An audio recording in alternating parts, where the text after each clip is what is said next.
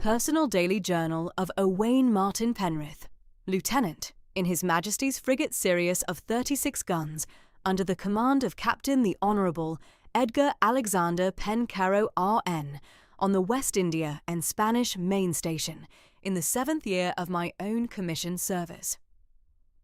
Friday the 9th of October, 1818. Latitude, 18 degrees, 27 minutes north. Longitude, 67 degrees 14 minutes west, 6 leagues to leeward of the Mona Passage at the morning watch. Wind moderate east-northeast, blue weather, topsail set, foretopmast staysail handed at the 3rd bell of the morning watch for the repair of the strop. Ship's company in fair order, 3 new cases of the West India fever at sick bay since Tuesday, 12 in all, the surgeon Mr. Whitmarsh in close attendance, my own watch the afternoon, my own duty uneventful.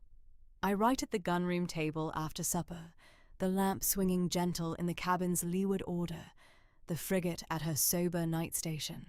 To my dear Hester, at Llantiglos by Fowey in Cornwall, in this journal letter of mine which she shall one day read, all the love of an absent husband at the close of a Friday's watch in foreign waters.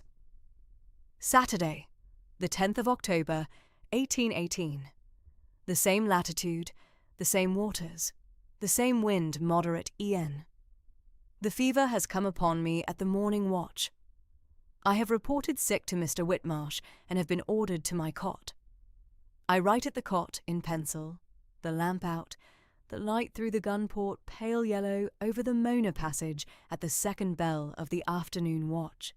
16 new cases since Friday. To my dear Hester, in deliberate love. Sunday the 11th of October, 1818. The morning watch. I am sober at the cot. Mr. Whitmarsh has been at my hand since the 1st bell. I write the lines the pencil shall hold. The fever is at the 3rd day of the 7. My dear Hester, I have loved you since the Plymouth Long-Room Assembly of the 3rd of June, 1813, and I love you through whatever shall come, and I commend you to God's keeping at the close of this Sunday morning watch, with the candid love of your absent husband and the unruffled gravity of a junior officer at the West India Station. Owain. Mrs. Hester Penrith, née Treloar, 24, soft mid-brown hair pinned smooth at the nape under a sober black morning cap, candid dark blue eyes very direct in the Cornish sea blue, fair fine indoor skin, oval face of sensible composition, sober well-shaped mouth, 5'4" upright, in mourning black bombazine with a clean white linen collar of her own hemming, her late husband's gold lieutenant's miniature on a black silk ribbon at her bodice, sat at the parlour writing table of the whitewashed Penrith cottage at Llantiglos by Fowey, at the 5:30 of the cool, clear, pale blue Friday dawn of the 16th of April, c. 1819, 6 months and 5 days since the closing entry had been written, with the half-bound red morocco journal open at her right hand on the writing table, and the empty oak sea-chest open on the parlour floor at her elbow. The dawn light came pale blue through the south casement upon the writing table, upon the journal, upon the unsealed canvas bag of the unspent prize money, and upon the laid-out keepsakes of her late husband. The Fowey estuary lay clear and pale grey under the dawn beyond the casement. A thin sea mist hung at the water meadow below the church. The rooks were waking in the elms above St. Willow's. There was no sound at the cottage but the parlour clock at the chimney-piece, which had been her late mother's. Her father, Mr. Aurelius Treloar, master shipbuilder of Fowey, had died of the spring fever at 54 in the April of 1815, having built schooners and brigs at the Treloar yard above the town quay, these 30 years past, and having seen his only surviving daughter married the May before to a navy lieutenant of his particular regard. Her mother, Mrs. Damaris Treloar née Bligh, had been carried off by the winter chill at 8:30 in the December of 1810, when Hester had been a girl of 16 at the Fowey schoolroom. Hester had been the only surviving child of the marriage. Her father had been father and mother, both to her through her 24th year, and had kept her at the Fowey house above the quay until her marriage with sober regard. She had met Lieutenant Owain Martin Penrith of His Majesty's frigate Sirius at the Plymouth Long Room Assembly of the 3rd of June, 1813. She had been 19, and at her first town visit, brought up from Fowey by her father in the Treloar trading cutter for the launching of the brig Mariana at the Plymouth Yard. Lieutenant Penrith had been 24, lately commissioned out of midshipman's service into the Sirius, the frigate new launched at Portsmouth that May under Captain the Honourable Edgar Pencarrow, and at the Long Room, upon a single evening's leave. He had asked her of the Master of Ceremonies for the first set. She had given it him with a candid inclination of the head. They had taken the floor under the eye of her father and of his captain.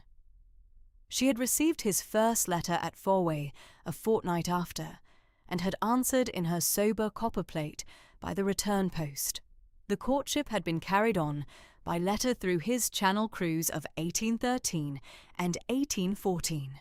He had written her 36 letters from the Sirius's Channel stations between June 1813 and April 1814, in his midshipman-trained hand on foolscap quarto sealed with his late father's seal. She had answered each in her copperplate at her father's writing desk. They were married at St. Andrew's, Plymouth, on the 12th of May, 1814, during his 3-week shore leave by the chaplain of Plymouth Dockyard, her father giving her in marriage, and his captain at his side. The wedding breakfast had been taken at the Royal Hotel. The bride had worn unadorned cream Cornish muslin, made by her late mother's seamstress. The groom had been in his lieutenant's full dress coat, with the gold epaulette of his single rank. He had bought her the cottage at Llanteglos by Fowey in the August of 1815, with his lieutenant's share of the prize money from the Sirius's recapture of the Spanish Polacare Esperanza in the Gulf of Florida that May, £200 in the canvas bag of the Portsmouth prize agent, and she had been kept at the cottage through the 4 years following while he was at sea. He had had 7 leave weeks at home in those 4 years, a fortnight at the August of 1815, a week at the Christmas of 1816, 2 weeks at the April of 1817, and 2 weeks at the May of 1818, and had spent the rest at the Channel and Mediterranean and West India stations under his captain. He had written her 132 letters in the 4 years, kept by her in chronological order in a red morocco letterbox at the parlour writing table.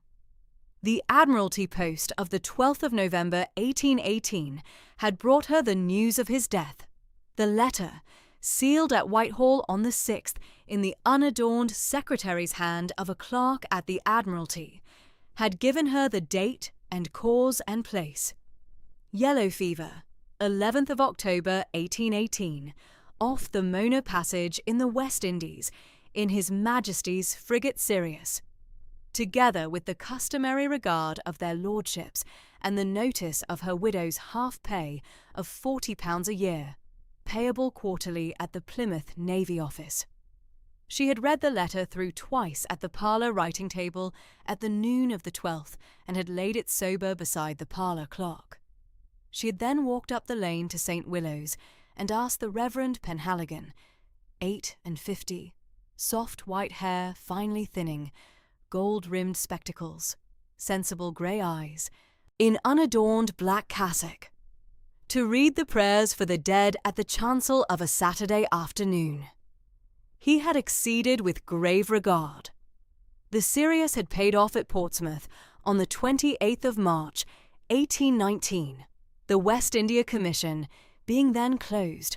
His sea chest had been sent home by carrier's wagon on the 2nd of April under the direction of his captain, and had taken 6 weeks on the West Country roads through Salisbury and Exeter and Plymouth and Liskeard, arriving at the green-painted gate of the Penrith cottage at the 2:30 of the afternoon of Wednesday the 14th of April. The Fowey carrier had set the oak sea chest at her parlour floor, had been paid 2 shillings and 6pence, had touched his hat, and had taken his waggon on. The chest had been unopened these 2 days past. She had opened the chest at the 4:30 of the Friday morning, alone at the parlour by a single candle, and had taken out the journal first, knowing it for what it was by the half-bound red morocco he had described in a letter of June 1813. She had laid it at her right hand on the writing table, had taken out the rest in order: the linen, the dress coat, the working jacket, the breeches and stockings, the boots, the sextant, the watch, the 2 miniatures, the prayer book, the commission and commission roll, the bound Spanish prize papers, and the sealed canvas bag of £480 in gold and banknotes from the recapture of the Polacra Esperanza in the August of 1818, and had laid them out at the writing table in the order of the chest. She had then opened the journal.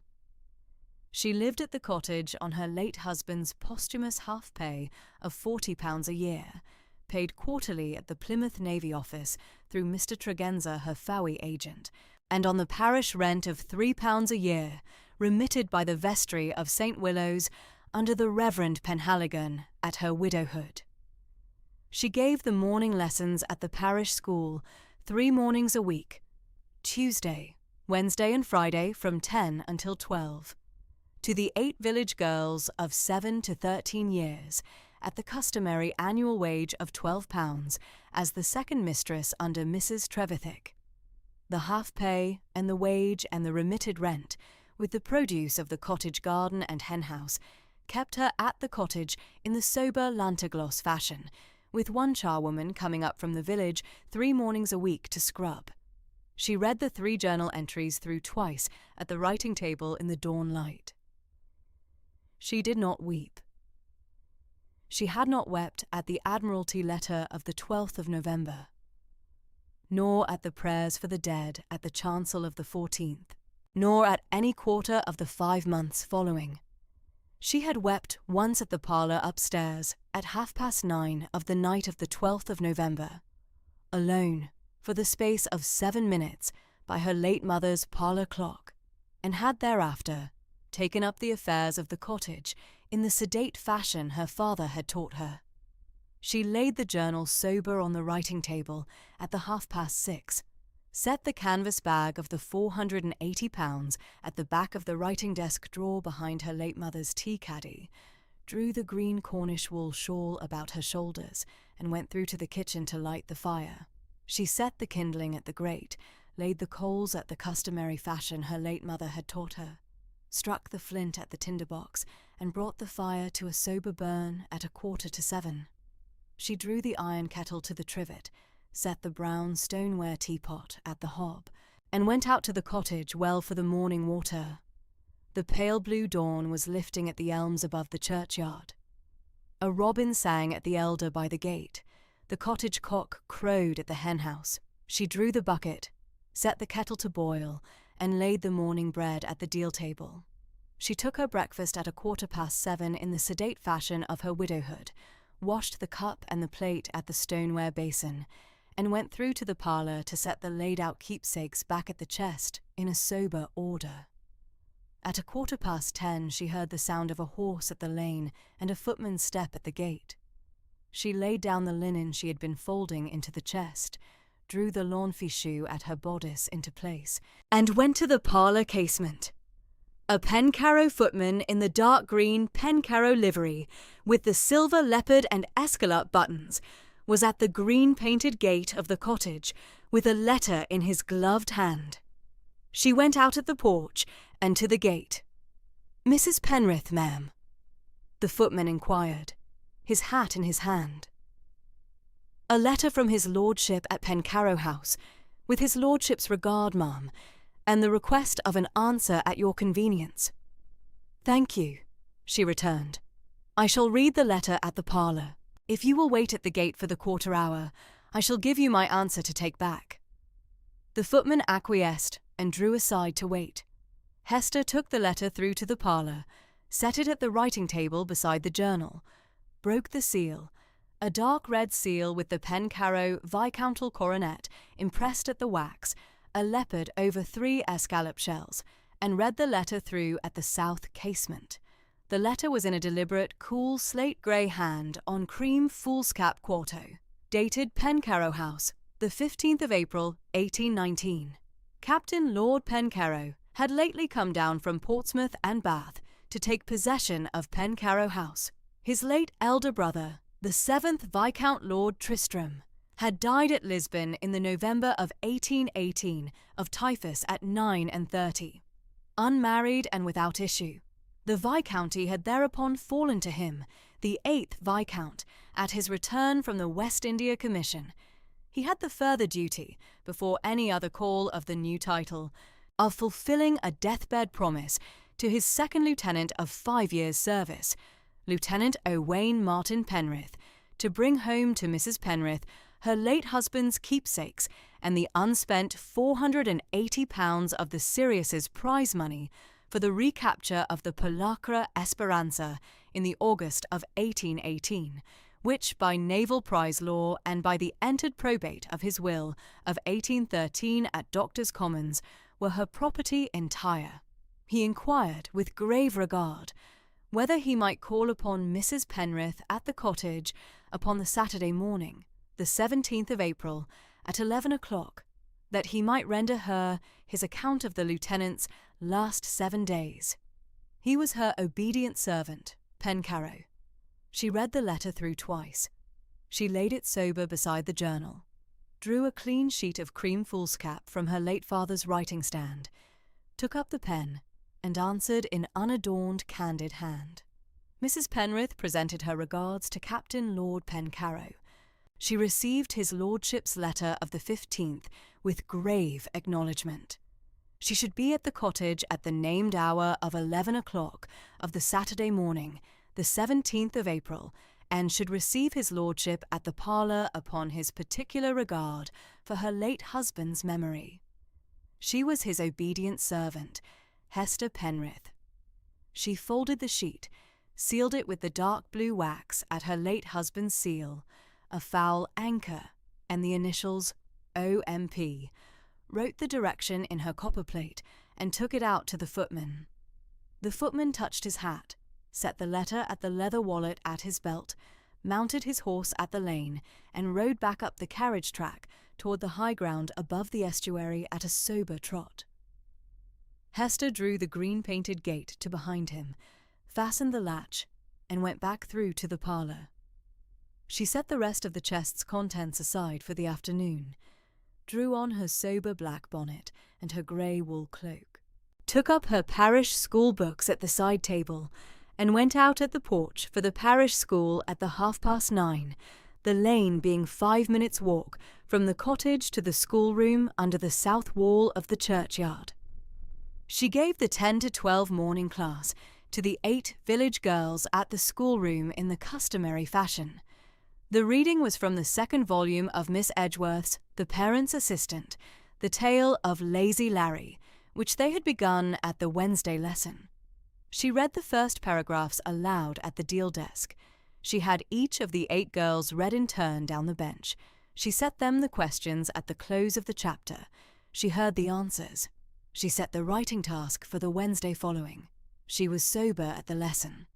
The girls, Tamsin Tregaskis, Loveday Pascoe, Jennifer Trevithick, Honor Khan, Demelza Trewin, Grace Pengelly, Ursula Bray, and Morwenna Bligh, read in their turn at the village fashion in candid Cornish accents, and did not perceive that their second mistress had had her husband's sea-chest at the parlour floor that morning. She closed the class at the stroke of 12, set the books at the cupboard, walked back down the lane to the cottage, and laid off the bonnet and cloak at the parlour peg at the 12:15. She took the cold midday at the deal table, the brown bread and the cheese, and the cup of well water, in the sedate fashion. She washed the plate and the cup at the basin. She went through to the parlour at 1 o'clock, and sat at the writing table before the laid-out keepsakes. She read slowly through the rest of the chest's contents through the afternoon. The clothes were in fair order. His linen folded in the customary Navy fashion he had been taught in midshipman's service. His lieutenant's dress coat, with the gold epaulette brushed clean and laid in soft tissue, his working jacket of dark blue serge, his Channel boots polished. She laid each garment back at the chest in the order she had taken it out, with sprigs of dried lavender from the cottage garden at the folds. The instruments, the brass sextant in its mahogany case, lettered Burge of London 1813, the silver hunter watch engraved O.M.P. 1814 from her own hand at their marriage, his pocket compass, his parallel rules, she laid at the writing table at her right hand. The two miniatures she opened in their leather cases. One of herself in cream muslin painted by Mr. Trevennan at Forwey, a fortnight before their marriage. The other of her late father painted by the same hand in the August of 1814. He had carried the two at the gunroom table the 4 years through. The prayer book was the Plymouth-bound prayer book of 1813 she had given him at his commissioning, his name and the date written in her copper plate at the fly-leaf. He had read it through the 4 years at the sober Sunday services on the quarter-deck.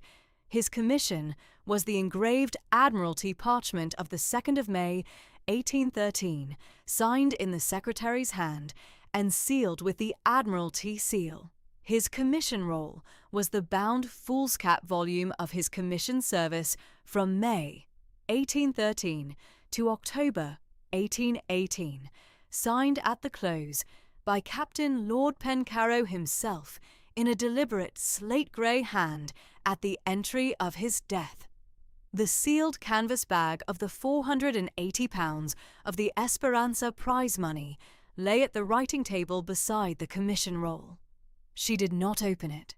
She laid the keepsakes back at the chest in the order she had taken them, set the lid down upon the chest, and drew it to the corner of the parlour beside the chimney-piece. She kept the journal and the two miniatures and the silver watch and the sealed canvas bag at the writing table. The afternoon went down at the parlour to the candid Cornish dusk. At the 7:30, she laid the parlour fire at the chimney-piece, kindling, coal, the candid Lantagloss drawer, and brought it to a sober burn at the 7:45. She took the evening tea at the deal table at 8 o'clock, the brown bread and the cheese and the cup of tea, alone in the candid fashion of her widowhood. She washed the cup at the basin. She went through to the parlour, drew the green wool shawl about her shoulders, and sat at the wing chair beside the parlour fire at the 8:30. She unpinned the gold and jet mourning miniature from the black silk ribbon at her bodice. She had worn it on the ribbon since the 15th of November 1818, 3 days after the Admiralty letter, at the candid Cornish Navy fashion. The miniature was a lieutenant's gold lozenge, 1.5 inches in length, the late lieutenant's likeness, painted at Plymouth in the April of 1814 by Mr. Trevennan at her father's order as a wedding gift, the gold rim chased at Truro by Mr. Tregenza, the jet border laid in at the back at her widowhood by the same hand in the November of 1818. She held it at her palm at the firelight for the space of 7 minutes by her late mother's parlour clock. She did not weep.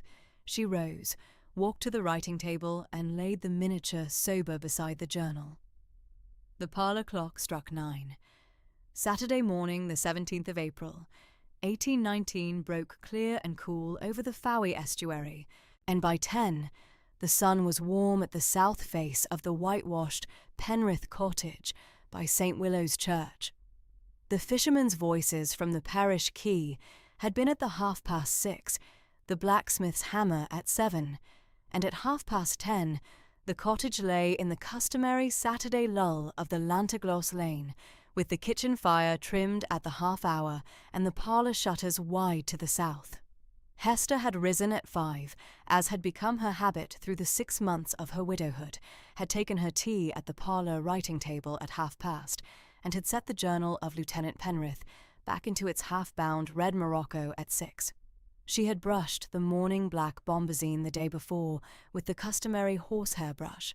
She had set the clean white linen collar at the throat that morning with her own hand, the linen lately pressed by Mrs. Hancock, the laundress, on the Friday afternoon. She had taken down her late husband's gold lieutenant's miniature from the writing table at the 9:45, suffered the black silk ribbon to settle at her nape, and laid the miniature against her bodice in the candid fashion of her marriage. At the 10:15, she sat at the upright chair by the south window, her hands folded at her lap, the parlour swept, and the hearth made up with a low fire against the spring damp. She had set a clean white linen cloth upon the deal tea-table and laid out the better blue and white tea-things from the corner cupboard, and the tin canister of the Llanteglos vicarage tea Reverend Penhaligon had sent down on the Thursday morning.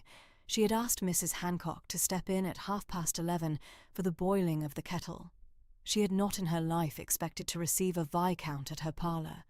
She was the daughter of a Fowey shipbuilder and the widow of a Navy lieutenant, and her parlour was 12 feet square, with a deal floor scrubbed white and a rag rug at the hearth her late mother had hooked in the winter of 1809. It was the parlour her late husband had been gratified by at every furlough, and the Viscount, his late captain of 5 years, would, she trusted, find it the same. At the half-hour she heard the gig at the lane. It came at the sedate trot of a careful coachman and stopped at the green-painted gate. After the gig came a horseman at the walk. Mrs. Hancock at the kitchen door called in a hushed voice, "Mrs. Penrith, the Pencarrow gig is at the gate, and a gentleman on horseback." "I thank you, Mrs. Hancock. Will you go to the gate?" Hester heard the latch lift, the deeper civil reply of a gentleman she had not yet seen, and the lighter voice of a woman descending from the gig. Footsteps on the flagged path. Mrs. Hancock at the parlour door at 5 minutes before 11. "Mrs. Penrith, Captain Lord Pencarrow is at the door, and Mrs. Polkinghorne, the Pencarrow housekeeper, is with him. Will you suffer them in, Mrs. Hancock?" Hester rose as Mrs. Hancock opened the parlour door. Captain Lord Edgar Pencarrow, 8th Viscount Pencarrow, R.N., 35 years of age, came in at the threshold and inclined deep to her at the parlour mat. He was tall and lean at 6 feet, his dark walnut hair just brushing his coat collar with one streak of pure silver above the right temple.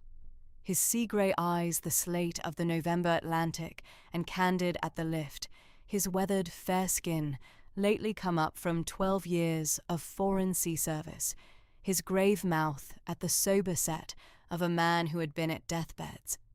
He was in an unadorned dark walnut morning coat, over a buff waistcoat with silver buttons, buff breeches, top boots lately wiped of the lane dust, a white linen stock at the throat, a black silk armband at the upper left sleeve. The heavy silver Pencarrow signet was on his right hand.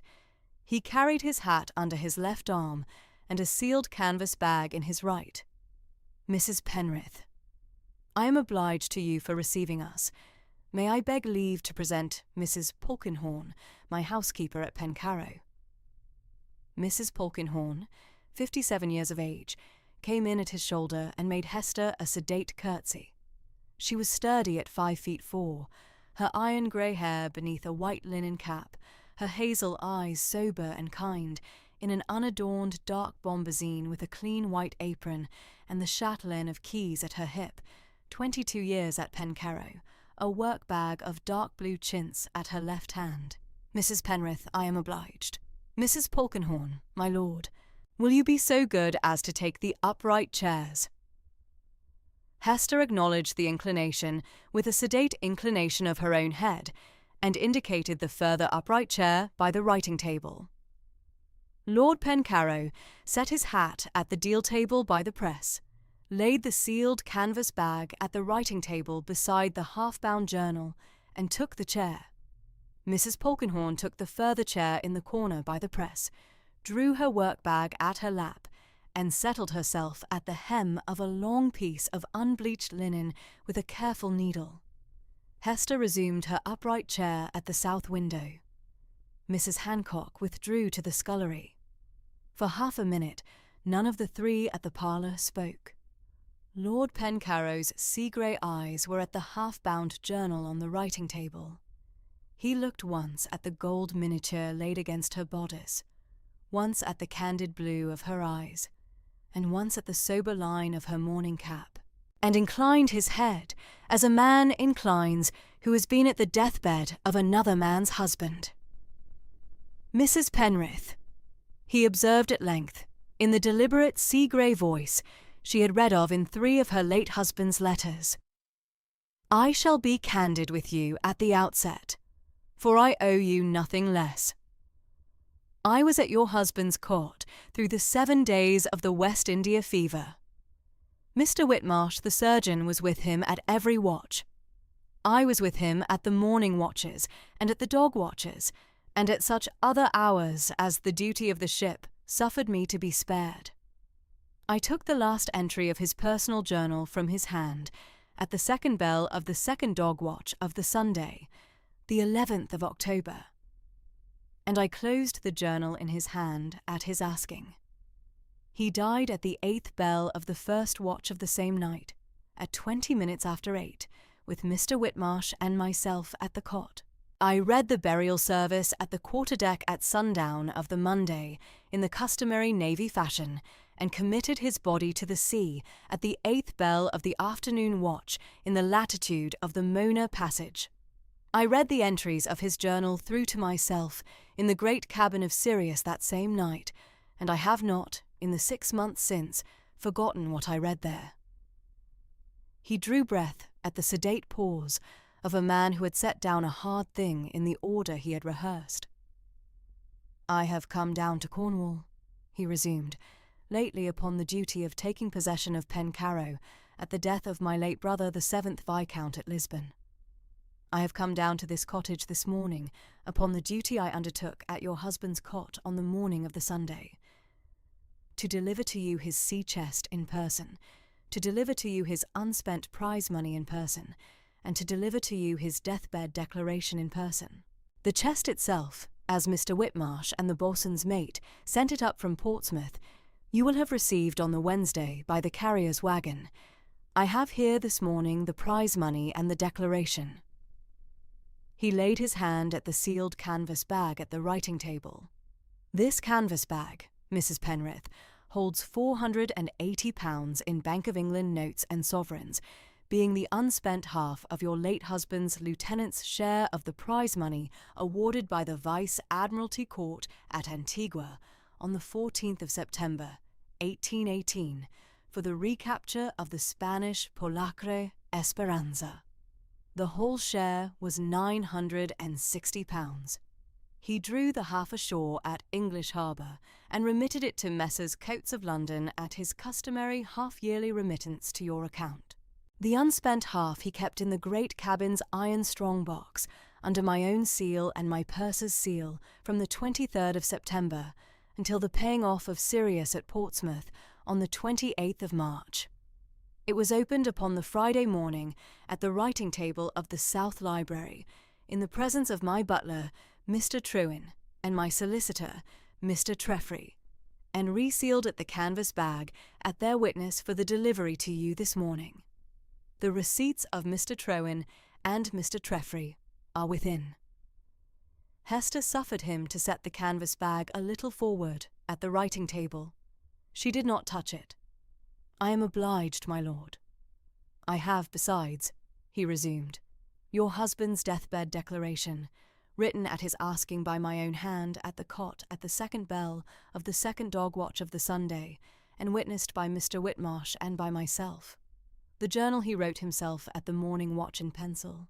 The declaration he asked me to write for him at the dog watch in pen and ink. It is a single sheet." He drew from the inner pocket of his coat a folded sheet of foolscap, sealed in dark blue wax with the Pencarrow Viscountal coronet, and laid it at the writing table beside the canvas bag. Hester took the sheet at her hand. She broke the wax with her thumbnail in the unhurried fashion of her father's writing table at Fowey, unfolded the sheet, and read the candid grave Roman of his lordship's own hand. The declaration was 12 lines. It named Mrs. Hester Penrith of Llanteglos by Fowey, sole executrix and residuary legatee of Lieutenant Owain Martin Penrith, R.N., by his will of the 3rd of May, 1813, entered at Doctors' Commons. It bequeathed to her the unspent prize money of £480, the personal journal in its half-bound red morocco, the sextant, watch, and 2 miniatures in the chest, and the candid love of an absent husband at the close of his West India service. It was signed in Lieutenant Penrith's unsteady, pencilled hand at the foot, Owain Martin Penrith, Lieutenant, HMS Sirius, the 11th of October, 1818. Beneath the deliberate pen and ink of Lord Pencarrow's witnessing hand and the careful hand of Mr. Whitmarsh, the surgeon. Hester read it through twice. She did not weep at it. She had wept twice in the 6 months, once at the Admiralty letter of the 12th of November, and once at the opening of the chest on the Wednesday afternoon. And she had judged at the dawn of the Friday that she had wept her full share. She laid the sheet sober upon the writing-table beside the half-bound journal, set her hand once at the gold miniature at her bodice, and inclined deep at Lord Pencarrow in the candid fashion of the parish. My lord, I am obliged to you for every line of this declaration, and for the journey of your bringing it to me. My late husband's letters to me had spoken of his captain in the candid grave terms of the West India service, and I had read his name in the very entries you took from his hand. I shall keep the declaration as he wished it kept. Mrs. Penrith, I am obliged in turn. He suffered her the sober minute. Mrs. Polkenhorne at the corner set a careful stitch, and did not lift her hazel eyes from the linen. There is, Lord Pencarrow resumed at length, a further matter upon which I have come down this morning, and which I had not the heart to set in the letter of yesterday. I am at present compiling, at the South Library of Pencarrow, a sober private memoir of your late husband's commissioned naval service, the 5 years of his lieutenancy in Sirius from the May of 1813 to the October of 1818, for the use of the Treloar family of Fowey and the Penrith family of Pembrokeshire. It is to be printed privately in 50 copies at Mr. Hurd's press at Truro at the New Year of 1820, dedicated to your husband's memory, and distributed only at the family's hands. I have at the South Library the ship's logs of Sirius, the muster books, my own captain's journal, the prize decrees, and the customary papers of the 5 years. I have not your husband's letters home. He looked candidly at her. It is my belief, Mrs. Penrith, that no naval memoir of a married lieutenant is the proper memoir of him if his letters home are not consulted at every page. I am sensible that you have those letters. I have them, my lord. 132 letters across the 4 years, kept in a red morocco letter-box at the writing-table, you observe. I venture, then, to set a proposal before you. I should be obliged if you would suffer to come up to Pencarrow House 3 afternoons a week, Tuesday, Thursday, and Saturday, from 1 until 4, under the chaperonage of Mrs. Polkenhorne, to read aloud from your husband's letters at the South Library writing-table, and to assist in the compiling of the memoir at my hand. I should propose £40 the year for 6 months, drawn quarterly at Mr. Treffry's office at Truro at the customary quarter days. The chaise from the Pencarrow yard would be at your door at the 1:45. The letters would remain in your custody at all hours, not at the South Library. You would carry them up at each afternoon and home at each evening at your hand. The memoir's introductory chapter, before printing, should be set before you for your approval, and no line should go to Mr. Hurd's press at Truro that you had not first acquiesced in. He looked at her candidly. I make the inquiry, Mrs. Penrith, in the considerate frame in which Mrs. Polkenhorne has set herself at the corner with her sewing. I should be obliged if you would suffer the time of consideration. Hester suffered the time. She heard the kettle's first soft note from the scullery, the tick of the parlour clock, the careful stitch of Mrs. Polkinghorne's needle at the linen, the lift of a thrush in the lane hedge. She set her sea-blue eyes once at the half-bound journal, once at the gold miniature at her bodice, and once at the sober set of his lordship's grave mouth. "My lord," she observed in the candid level voice of her own letters, "I am sensible of the honour of the proposal and of the considerate frame of it. I shall accept the engagement upon the proper terms. May I name the terms back, that we may be of one understanding before Mr. Treffry engrosses?" "You may, Mrs. Penrith." £40 the year, drawn quarterly at Mr. Treffry's office at Truro, at the customary quarter days, for 6 months from Tuesday the 20th of April through to Saturday the 16th of October, 3 afternoons a week, Tuesday, Thursday and Saturday, at the South Library of Pencarrow House from 1 o'clock until 4. The chaperonage of Mrs. Polkinghorne at every hour of my attendance at the South Library. The chaise from the Pencarrow Yard at this gate at the 1:45, and at the south gate of Pencarrow at 4 for my returning. The letter-box of my late husband's letters, to remain in my own custody at this cottage at every hour I am not at the South Library. The letters to be carried up at each afternoon, and home at each evening at my own hand. The memoir's introductory chapter to be set before me for my approval before it goes to Mr. Hurd's press at Truro, and no line of the memoir to be printed that I have not first acquiesced in. She had said it in the deliberate cadence of her father's Fowey writing table. "The terms," Lord Pencarrow returned candidly, "are exactly as I should wish them to stand, Mrs. Penrith. I acquiesce upon every head. Then I shall be at the south door of Pencarrow on the Tuesday at 5 minutes before 1. Mrs. Polkinghorne shall be at the south door at 1 o'clock precisely." Mrs. Polkinghorne at the corner inclined her white linen cap a sedate fraction. Hester observed that the housekeeper's hazel eyes had a candid kindness the corner chaperonage had not at the outset suffered to appear. Mrs. Hancock came at the kitchen door with the kettle at the boil. Hester suffered her to set the tea. She poured it herself in the sedate fashion she had been taught at Fowey, sugared 1 cup for Mrs. Polkinghorne, and 1 cup for Lord Pencarrow at the unsugared customary of the Navy. They drank it at the customary 15 minutes of the perish. At the 12:30, Lord Pencarrow set his cup at the deal table, rose from the upright chair, and gathered his hat. Mrs. Polkinghorne folded the unbleached linen at the work-bag and rose at the corner. Lord Pencarrow looked at Hester candidly. "Mrs. Penrith, the bag and the declaration are in your keeping at this writing-table at this hour, by the witness of Mrs. Polkinghorne and myself. I shall send Mr. Treffry down to you on the Monday morning, with the engrossment of the engagement for our 2 signatures at his witness.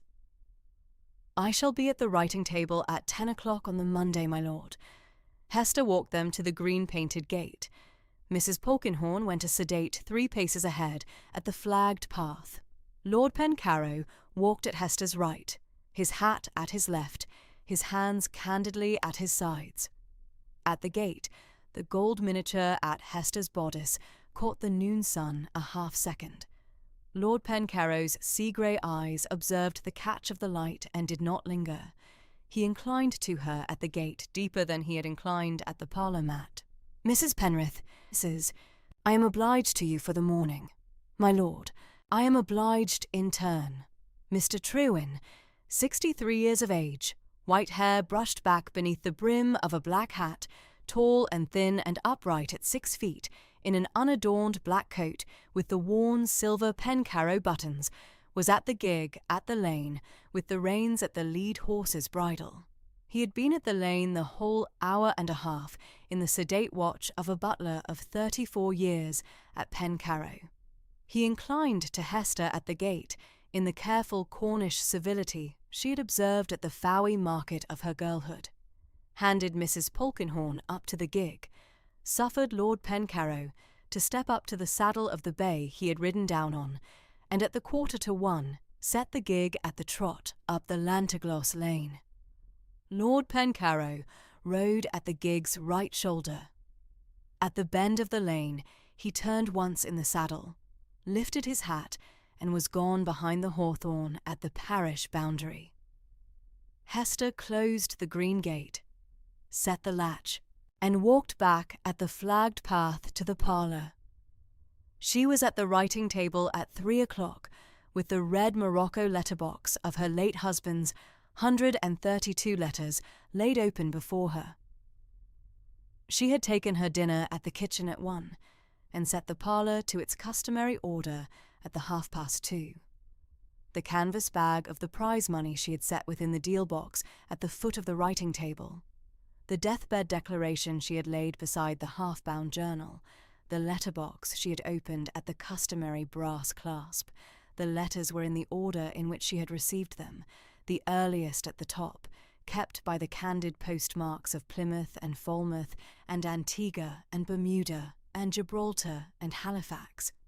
She set them out in 5 bundles on the writing table: the courtship letters of 1813, the Channel cruise of 1813 to 14, the Mediterranean station of 1815 to 16, the home waters of 1816 to 17, and the West India station of 1817 to 18, and tied each bundle with the white linen ribbon her late mother had once kept at the press for the laying down of pressed flowers. She had not, in the 6 months since her husband's death, opened the letters of 1813. She set her hand at the topmost letter of the courtship bundle.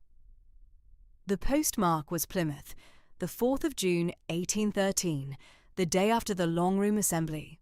The hand was Owain's at 23, candid and careful, and not yet the deliberate Roman of the West India Journal. She set the bundle sober at the writing table beside the half-bound journal of October 1818 and the deathbed declaration of the 11th, and she lifted the lid of the inkstand at her right hand for the careful chronological catalogue Mr. Treffry would, on the Monday morning, suffer her to begin. Tuesday the 20th of April, in the year 1819, came up cool and clear and pale blue over the Fowey estuary, with the spring wind moving from the southwest at a sedate temper. Mrs. Treleur's old farm gig, driven by the freckled boy from the parish stable, set Hester down at the south sweep of Pencarrow House at 5 minutes to 1 o'clock, having taken the half-hour up the lane from the village at the gentle walking pace habitual to the gig's elderly grey mare. Hester wore her unadorned mourning black bombazine with the clean white linen collar at the throat, her late husband's gold lieutenant's miniature upon its black silk ribbon at her bodice, and a sober black straw bonnet tied beneath her chin. She carried at her gloved hand the red morocco letterbox, which contained the 132 letters of Owain, kept these 4 years past in the chronological order of their arrival, every letter laid in its proper place beneath a slip of paper inscribed in her candid hand with the date of the writing.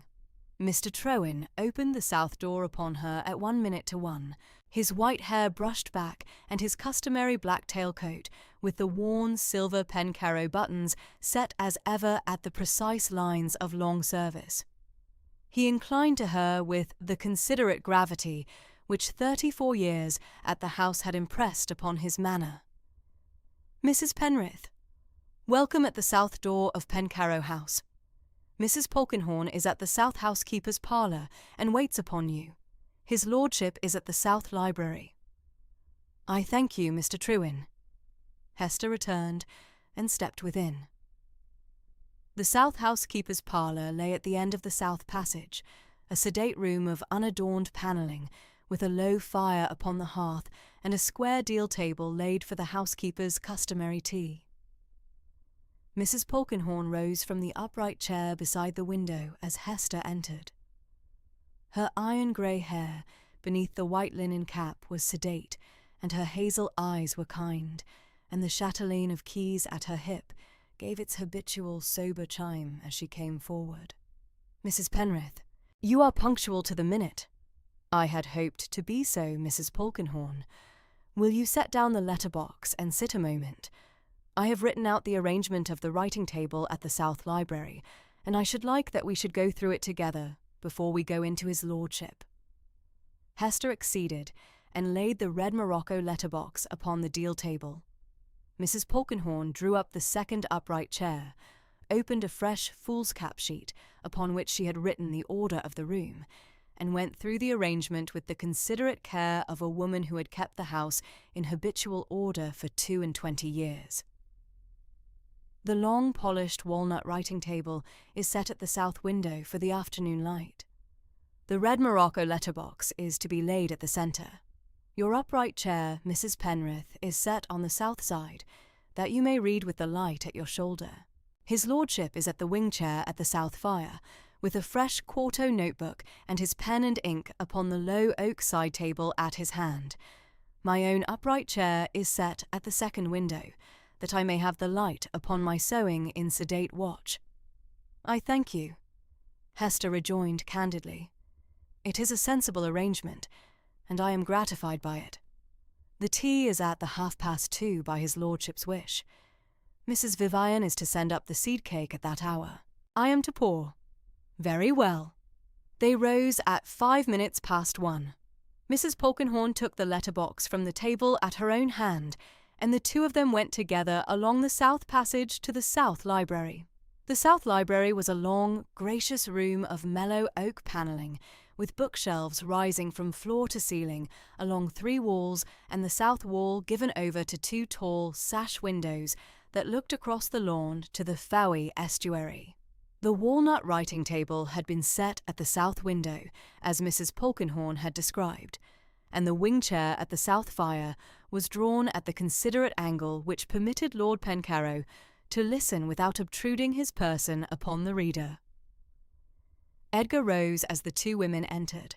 He was in an unadorned dark walnut morning coat, with a clean white linen cravat, and the heavy silver Pencarrow signet upon his right hand. The single streak of pure silver above his right temple caught the south light as he inclined to Hester with the deliberate gravity she had remarked at the cottage 3 days before. Mrs. Penrith, I am gratified that you are come.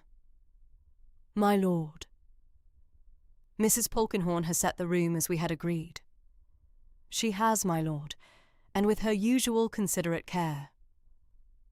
Mrs. Polkenhorne laid the red morocco letterbox at the centre of the writing table, drew out the upright chair for Hester upon the south side, and went to her own chair at the second window. She drew from her sewing bag a length of unbleached linen hemming, and set herself to her customary sedate watch with the considerate self-effacement of a chaperone. Hester sat down at the writing table. She lifted the lid. The 132 letters of Owain lay within in chronological order, every one in its proper place. She drew out the first 3. The courtship letters of 1813, every one upon the foolscap paper Owain had used at the gunroom desk of HMS Sirius, and laid them at her right hand upon the polished walnut. Edgar took up the quarto notebook from the side table, set it upon his knee, and dipped his pen at the inkstand. He did not speak. He did not interrupt. He waited, the deliberate sea-grey eyes upon the south fire, until Hester should begin. The first letter, my lord, she observed candidly, is dated the 17th of June, 1813, from HMS Sirius at the Plymouth Roads, 2 weeks after the long-room assembly of the 3rd of June at which we had met. He was 24. I was 19. He writes from the gunroom desk. She read. Owain's letter of the 17th of June was a candid letter of a junior officer who had just met the woman he intended to marry. He wrote of the Plymouth long room, of the 3rd dance of the 2nd set, of the 22 minutes conversation at the supper interval upon the subject of her late father's shipyard at Fowey, of the further fact that he had been 12 years at sea, and had never until that evening met a woman to whom he wished to write a letter at the close of the day's watch. He wrote in sedate, honest sentences, without ornament, with the deliberate gravity of a sober man. Hester read in a candid, sober voice, without inflection beyond what the sentences required. She did not weep. She did not falter. She read the letter to its close. I am, dear Miss Treloar, in the candid hope of being permitted to write again at the close of the next week's watch, your obliged and obedient servant, Owain Martin Penrith. Lieutenant. In the same sedate measure, and laid the foolscap sheet at the left side of the table. Edgar wrote in his notebook, without lifting his eyes. The pen moved at the deliberate, sober pace of a man who had been 5 years at the writing of ship's logs, and the ink dried at the page in the south light, without his having to set down the blotter. The second letter, my lord, is my own, of the 28th of June, from the cottage of my aunt at East Stonehouse. It is the answering letter. She drew out the second sheet. Her own letter had been kept at Owain's hand through every commission and had come home to her in the red morocco letterbox with the rest. She read aloud the lines she had written at 19 in the candid courtship hand of a girl who had lately met the man she would marry. Her voice did not break. You will observe, my lord, she ventured at the close of it. The line at the third paragraph.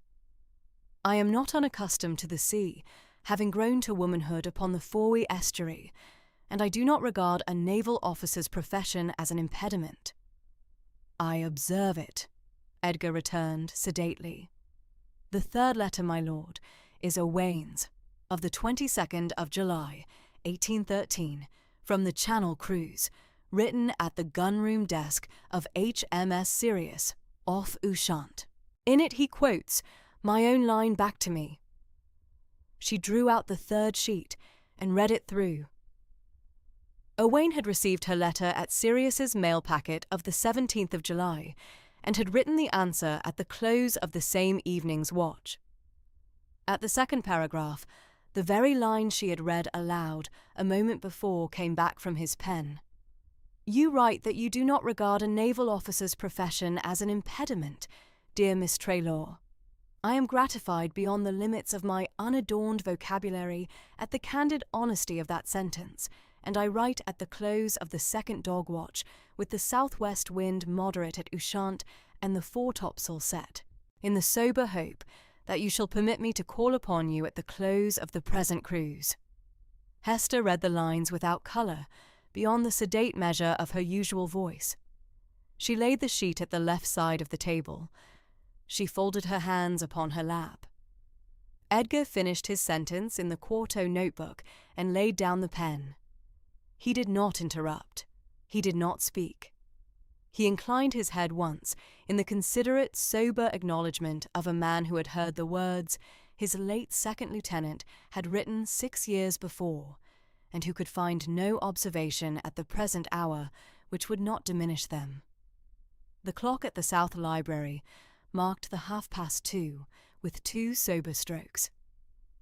Mr. Trowan entered at the second stroke, with the silver tea service upon a sedate mahogany tray, and Mrs. Vivian's seed cake upon the second tray at his right hand. Mrs. Vivian herself stood at the door a moment, a kind, warm-cheeked woman of 52, in unadorned dark blue print cotton, beneath a clean white apron and a large white linen cap, the cook at Pencarrow House, and inclined to Hester with considerate self-effacement. Mrs. Penrith, the seed cake is at his lordship's particular wish for the afternoon. I thank you, Mrs. Vivian. Mrs. Vivian withdrew. Mrs. Polkinghorne rose from her upright chair at the second window, laid down her linen hemming, and came to the tea service. She poured for Hester, for his lordship, and for herself, in the sedate, considerate measure of a housekeeper who had poured the afternoon tea at Pencarrow House for 22 years. The seed cake was cut at 3 even slices upon the unadorned white plates. They took the tea at the writing table without further speech beyond the customary civilities of the hour. Edgar inquired after Mrs. Treloar's elderly mare, and Hester returned the candid observation that the gig had come up the lane at the gentle walking pace habitual to the animal. Mrs. Polkinghorne remarked upon the cool clearness of the spring weather and observed that the gorse upon the headlands above the parish was at its first yellow flowering of the season. Hester acquiesced in the observation. The clock struck the third quarter at sedate measure, and they returned to the letters. From 3 o'clock until 4, they worked through the Channel Cruise letters of August 1813.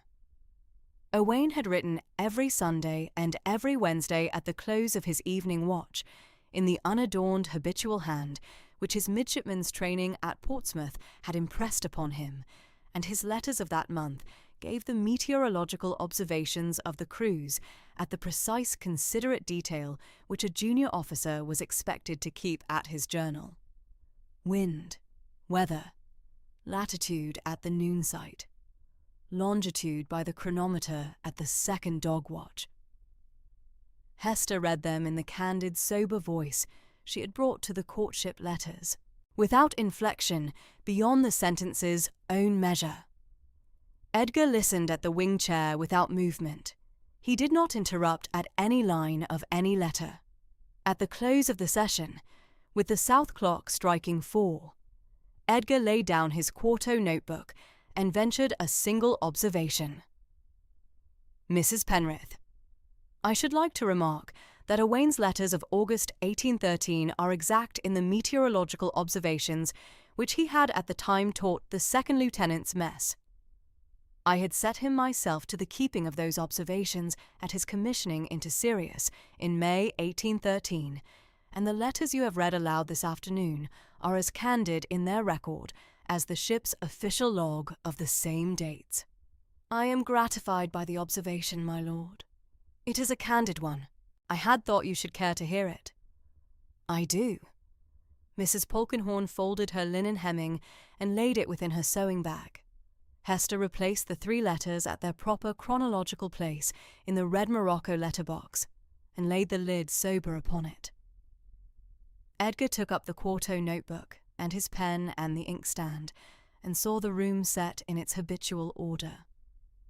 She came home at the gig at 4:30, with the cool, clear south wind moving from the estuary at her shoulder, and the gorse upon the headlands at its sober yellow flowering. She lit the parlour fire at the cottage at 5:30. She did not weep that evening. She set the kettle at the hob, made the customary candid tea, and laid the red morocco letterbox at the writing table at the parlour window for the Thursday session 2 mornings hence. The Thursday session of the 22nd of April went forward in the same arrangement of the South Library. The long writing table, the wing chair at the south fire, the upright chair at the second window for Mrs. Polkinghorne with her sewing in sedate watch, and they read through the Channel Cruise letters of September and October 1813. The Saturday session of the 24th of April carried them through the Plymouth refit letters of November 1813 and on to the early Lisbon Station letters of December. By the close of the second week, Hester had read aloud through to Owain's letters of January 1814 from the Lisbon Station, and Edgar had filled the first quarto notebook with the deliberate, sober notes of his memoir. Late in April, upon the Friday the 23rd, Edgar wrote to his elder sister, Lady Honour Penrhyn, at Penrhyn Hall in Caernarfonshire, requesting that she and Sir Lestrade come down for the Easter fortnight upon the family's account, that they might meet the editor of the late lieutenant's correspondence at the South Library and take their part in the sober memoir office of the house. Lady Honour and Sir Lestrade came over from Caernarfonshire upon the post-chaise of the Saturday the 24th, and arrived at Pencarrow House upon the late afternoon of that day. Lady Honour was a sensible, amiable woman of 37, with dark walnut hair pinned beneath a fine lace cap, and sedate, sea-grey eyes which mirrored her brother's, at the candid, considerate measure of long affection. Sir Lestrade was a sturdy, fair-skinned baronet of 43, with soft, sandy brown hair, just brushing his collar, and kind blue-grey eyes, in unadorned moss-green coat at the Cornish habit of the house. They met Hester at the South Library on the Saturday afternoon at the close of the 3 o'clock session. The meeting was warm. Mrs. Penrith, Lady Honour remarked candidly as she came forward at the South Library door. My brother has written to me of you at every post these 3 weeks past. I am gratified beyond my customary measure to meet you at last. Lady Honour, I had not known his lordship had written so often. He has. Sir Lestrade and I have read every letter at Penryn Hall, and we are come down for the Easter fortnight on the family's wish. I should be glad if you would permit me to sit at Mrs. Polkinghorne's second window through the Tuesday and Thursday sessions, that I may hear the late lieutenant's letters in your reading. My lord's permission, Lady Honour, is given. Edgar acquiesced from the wing chair sedately. Then I am gratified by the kindness, Lady Honour. Sir Lestrade ventured an amiable observation upon the candid honour of the office Hester was undertaking for the late lieutenant's memory, and Hester returned the considerate thanks of a sensible woman who had been received with greater warmth than she had ventured to anticipate. Through the first week of May, the Easter fortnight was kept at Pencarrow, with Lady Honour at the second window of the South Library, through the Tuesday and Thursday sessions in the place which Mrs. Polkinghorne had hitherto kept alone, and Sir Lestrade upon the lawns and the home farm with the agent in the customary occupations of a visiting baronet. By the mid of May, with the Penryns gone back to Caernarfonshire upon the post-chaise of the Tuesday the 11th, Hester and Lord Pencarrow had worked through the early marriage letters of 1814, the letters from the brief Plymouth shore leave of May, the long Channel letters of the summer, the West Indies bound letters of the autumn, and through the long separation letters of 1815 from the Mediterranean station. The introductory chapter of the memoir was drafted in the Greencalf Commonplace book, which had been the late 6th Viscount's, set out at Edgar's deliberate hand in the South Library at the late evenings after the close of the 4 o'clock session. Late in May, upon the Sunday the 23rd, Hester took the half-mourning at the parish convention which the village had observed for her late husband. The black bombazine was laid sober aside in the cottage press, and she wore the unadorned dove-grey wool gown with the clean white lawn fichu at the throat that her aunt at East Stonehouse had sent over by the carrier's waggon the week before. The miniature of Owain remained at her bodice upon the black silk ribbon in candid mourning remembrance. Reverend Penhaligon at St. Willow's gave Hester the half-mourning blessing in the vestry upon that Sunday morning following. He was a sober, white-haired man of 58, in unadorned black cassock and clean white linen surplice, and his gentle Cornish voice was the same it had been at her own marriage of May 1814 and at Owen's memorial service of January 1819. He laid the considerate blessing at her bowed head in the candid parish fashion, and she came out of the vestry sedate. Through the Sundays of the late spring at St. Willow's, Lord Pencarrow kept the Pencarrow pew at the south aisle of the parish church, in unadorned dark walnut Sunday coat with clean white linen cravat. Hester kept the Treloar pew at the north aisle, in her unadorned dove-grey half-mourning. Their eyes met once at the third hymn of every Sunday, in the candid, considerate measure which the parish convention permitted between a viscount of the south aisle and a navy widow of the north aisle, and not at any further point of the service. The memoir sessions of the South Library went forward through the Tuesdays, Thursdays, and Saturdays of late May and early June at their habitual arrangement, the red morocco letterbox at the centre of the long writing table, Hester at the upright chair upon the south side, Edgar at the wing chair at the south fire with the quarto notebook, Mrs. Polkinghorne at the upright chair at the second window with her sewing in sedate watch, the seed cake and the silver tea service at the 2:30 by Mrs. Vivian's hand, the sober return to the letters at 3, The 4 o'clock close. Upon the Saturday the 5th of June 1819, at the close of the 4 o'clock session, Lord Pencarrow rose from the wing chair and remarked candidly, "Mrs. Penrith, I should be gratified if you would suffer me to walk you to the South Gate this afternoon." "My lord, I should be gratified by it." He took up his unadorned dark walnut riding coat at the south library door. Mrs. Polkinghorne folded her linen hemming, laid it within her sewing bag, and followed at the customary 3 paces behind.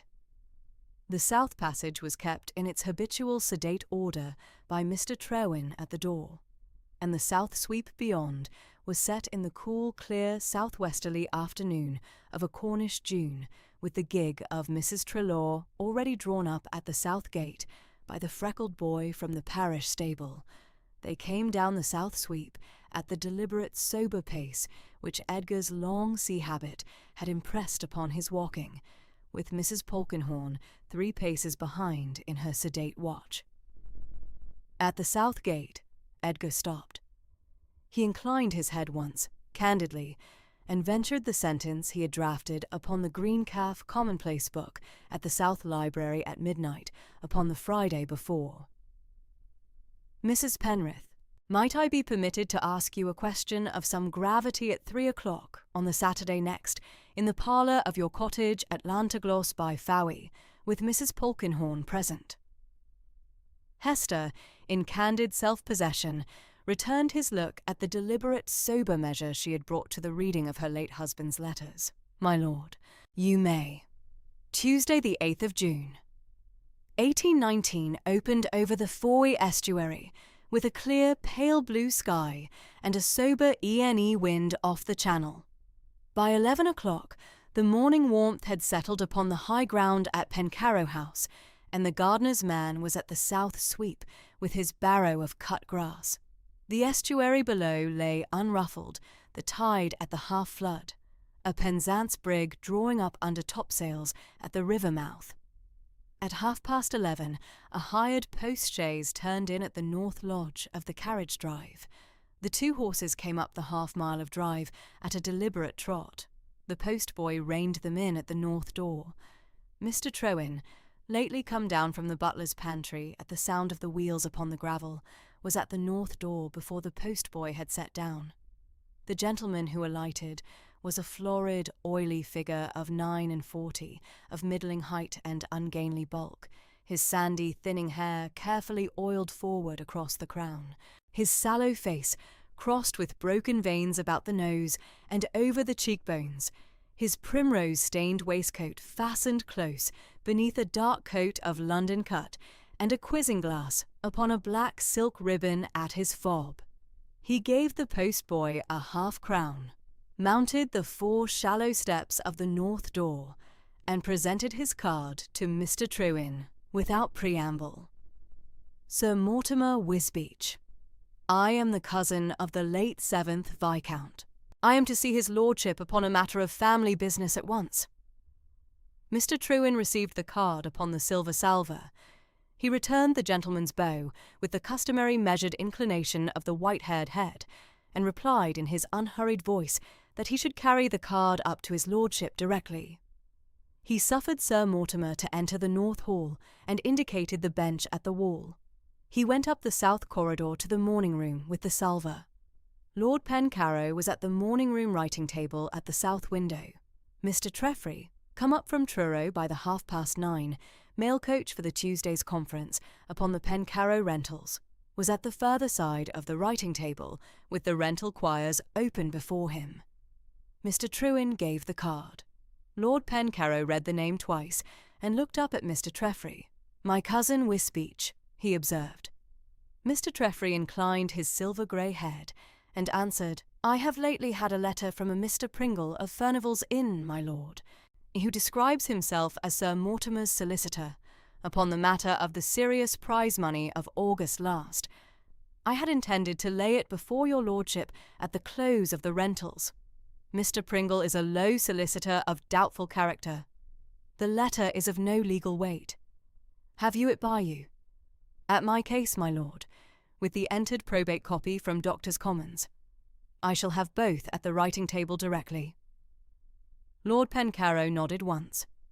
To Mr. Trewin he answered, "Show Sir Mortimer up at noon, not before. Have him at the morning room. And Mr. Trewin, remain at the door." "Very good, my lord." Mr. Trewin withdrew. Mr. Treffry lifted from his case a sealed letter and a tied bundle of probate paper and laid both upon the writing table. The morning-room clock struck 12. Mr. Trewin appeared at the door. "Sir Mortimer Wisbeach, my lord." Sir Mortimer entered. His quizzing glass was up at his eye. He suffered the glass to travel across the morning-room, the unadorned dark walnut writing table, the mahogany bookcase, the sober Pencarrow oils above the chimney-piece, with the air of a London cousin who considered the room a poor one. He let the glass drop and came forward with his hand half raised. Lord Pencarrow did not rise. He indicated the upright chair set across the writing table from him. "Sir Mortimer, pray be seated. Mr. Treffry of Truro you have not, I believe, met before. He is the Pencarrow family solicitor and is here at my request. Your business, sir." Sir Mortimer seated himself with a faint air of injury. He produced from the inner pocket of his coat a folded sheet of solicitor's foolscap and presented it across the writing table. "Edgar, my dear cousin, I am charged with a letter from Mr. Pringle of Furnival's Inn, who has the favour of acting upon my account. The matter is the £480 of serious prize money for the recapture of the Pilastra Esperanza of August last. Mr. Pringle is of the opinion, and I am of the opinion, that the sum properly belongs to the Pencarrow estate. The estate was at the period of the action in the keeping of the late 7th Viscount, my cousin, and the captain of the Sirius was his lordship's brother, now his successor. The prize, sir, is a Pencarrow prize. I have come down in person to press the suit at the cousinly hand." Lord Pencarrow received the sheet and laid it upon the writing table without unfolding it. He looked at Mr. Treffry. "Mr. Treffry, will you be good enough to read aloud the Admiralty Prize Decree of the 14th of September last, and the entered probate copy from Doctors' Commons of the will of Lieutenant Owain Martin Penrith of the 12th of May, 1814. Mr. Treffry adjusted the small, gold-rimmed spectacles. He broke the Admiralty seal and read in his dry Cornish voice, "His Majesty's Admiralty High Court of Prize, Doctors' Commons, on the 14th day of September in the year of our Lord, 1818.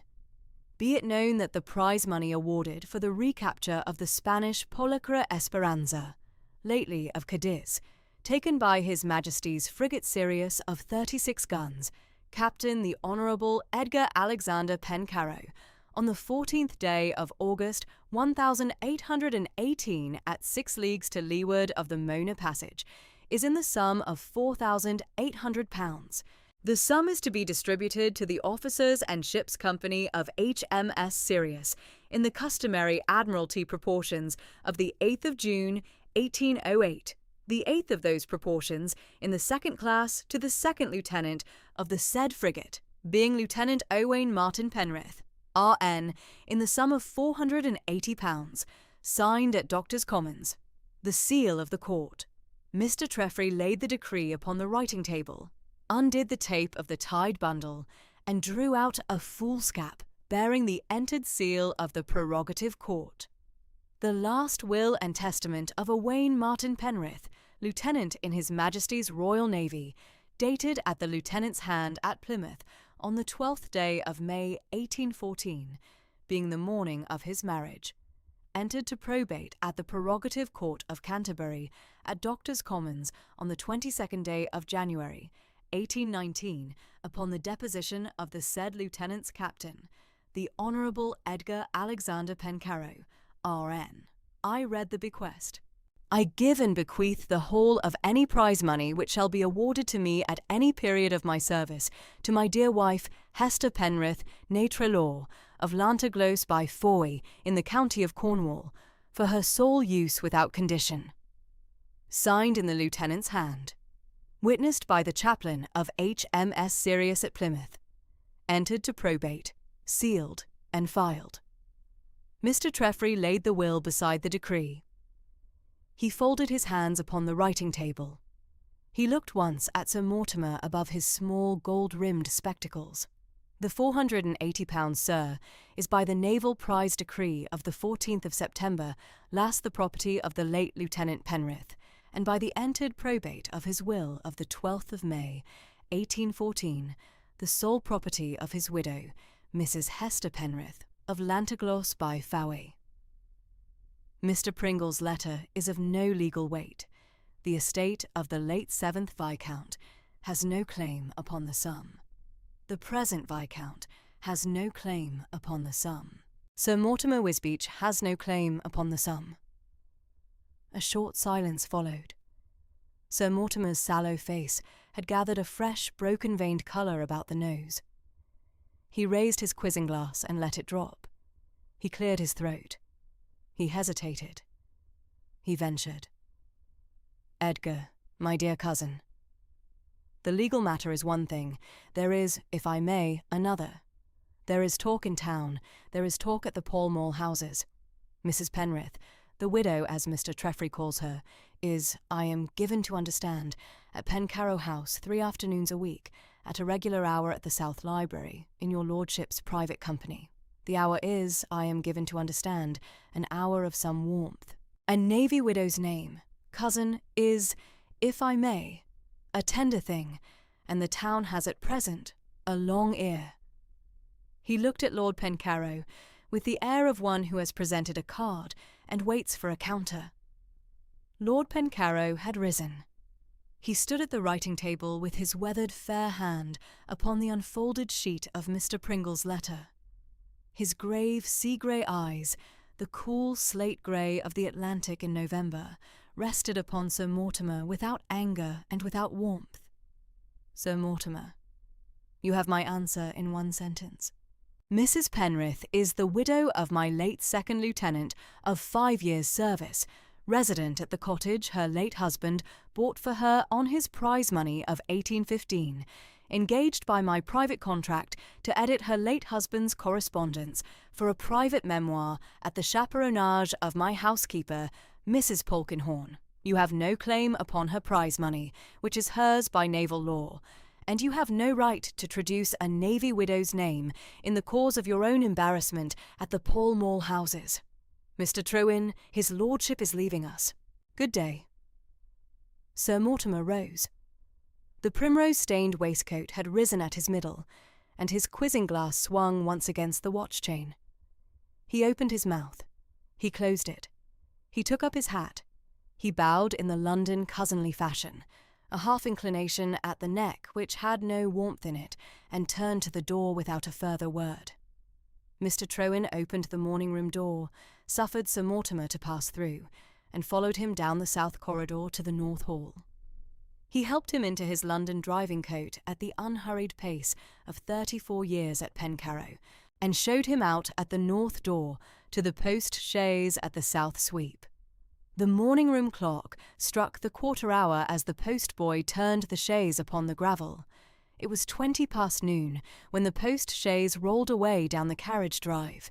Mr. Trewin watched until the wheels had passed the second bend. He closed the north door and returned to the morning-room. He found Lord Pencarrow and Mr. Treffry at the writing-table over the Admiralty decree and the entered probate. The unfolded letter of Mr. Pringle had been laid aside. Mr. Trewin: "Have Mrs. Vivian send up coffee for 2. Mr. Treffry is to stay the half-hour." "Very good, my lord." Mr. Trewin withdrew. For the half-hour afternoon, Lord Pencarrow and Mr. Treffry sat together. Mr. Treffry drafted the formal Admiralty memorial in his careful Truro hand. The memorial would be addressed to the Secretary of the Admiralty, would recite the decree of the 14th of September last and the entered probate of the 12th of May, 1814, and would request a certified copy of both documents to be issued to Mr. Treffry as solicitor for Mrs. Hester Penrith of Lantagloss by Fowey. A further letter would go to Mr. Pringle of Furnival's Inn over Mr. Treffry's seal, observing that the matter was at an end. A third letter would go to Mr. Treffry's London agent at Bedford Row, who would lay the slander point before counsel that very evening. At 1:30, Lord Pencarrow signed the memorial. The Truro solicitor would ride for the 4:30 mail coach at Lostwithiel for London, and the Treffry letter would be at Bedford Row by the Wednesday afternoon. Lord Pencarrow saw Mr. Treffry to the south sweep. The solicitor climbed up, took the reins, and inclined his silver-grey head. "My lord, the matter will be at an end at the legal hand within the week. The other matter, the talk in town, is at her ladyship's hand, Lady Honour at Penryn Hall. I shall write to her by the 9:30 mail coach this evening." "Very good, my lord." The gig rolled away down the carriage drive. Lord Pencarrow returned to the morning-room and stood a moment at the south window. The afternoon sun lay clear and unruffled upon the Fowey estuary and upon the white sails of the brig coming up at the flood. He turned from the window, went up to his dressing-room, and suffered his valet to lay out the unadorned dark walnut morning coat he wore for his customary rides into the parish. At 4:15, he was at the south door. He rode down by the carriage drive and the parish lane. At 5:30, he reined in at the green-painted gate of the Penrith cottage at Llanterglos by Fowey. Mrs. Polkinghorne had ridden down upon the Pencarrow gig at the 4 o'clock. The housekeeper was at the parlour with her sewing in her usual corner chair. Hester rose from the upright chair at the parlour writing-table as Lord Pencarrow was shown in by Tamsin, the cottage's maid of all work.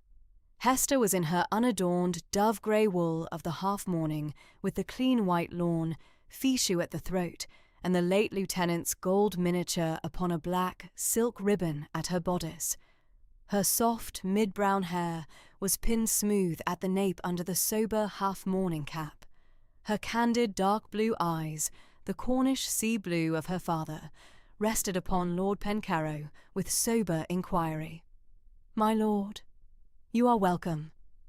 Mrs. Penrith, Mrs. Polkinghorne, forgive the unannounced hour. I have a matter which will not be put off until the Saturday." He did not seat himself. Hester did not seat herself. Mrs. Polkinghorne laid her sewing upon her knee without sound. The parlour clock at the chimney-piece marked the 5:30. Lord Pencarrow drew a sober breath. He spoke without preamble. "Mrs. Penrith, I cannot in honour ask you the question I had intended to ask, while a slander hangs over your late husband's name and your own. I shall ask when the slander is laid down." Hester suffered her hands to rest at the unadorned grey wool of her gown. Her candid dark blue eyes did not lower. She answered in the candid, unruffled voice she had used at the green-painted gate of the Saturday before last. "My lord, I shall wait." He inclined his head. He did not press her hand. He stayed only the further minute he needed to acquaint her, briefly and without colour, with the form of the slander, Sir Mortimer Wisbeach, the Furnival's Inn letter, the talk at the Pall Mall houses, the Admiralty memorial sent up by Mr. Treffry, the writing to Lady Honour which would go up by the 9:30, and to assure her that the legal hand was at the matter. Hester received the account with the sober attention she had given the courtship letters at the South Library.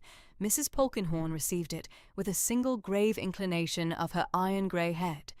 At 5:45, Lord Pencarrow took his leave.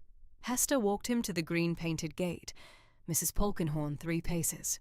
The late spring light lay clear upon the whitewashed cottage and upon the cushions of thrift at the cottage front.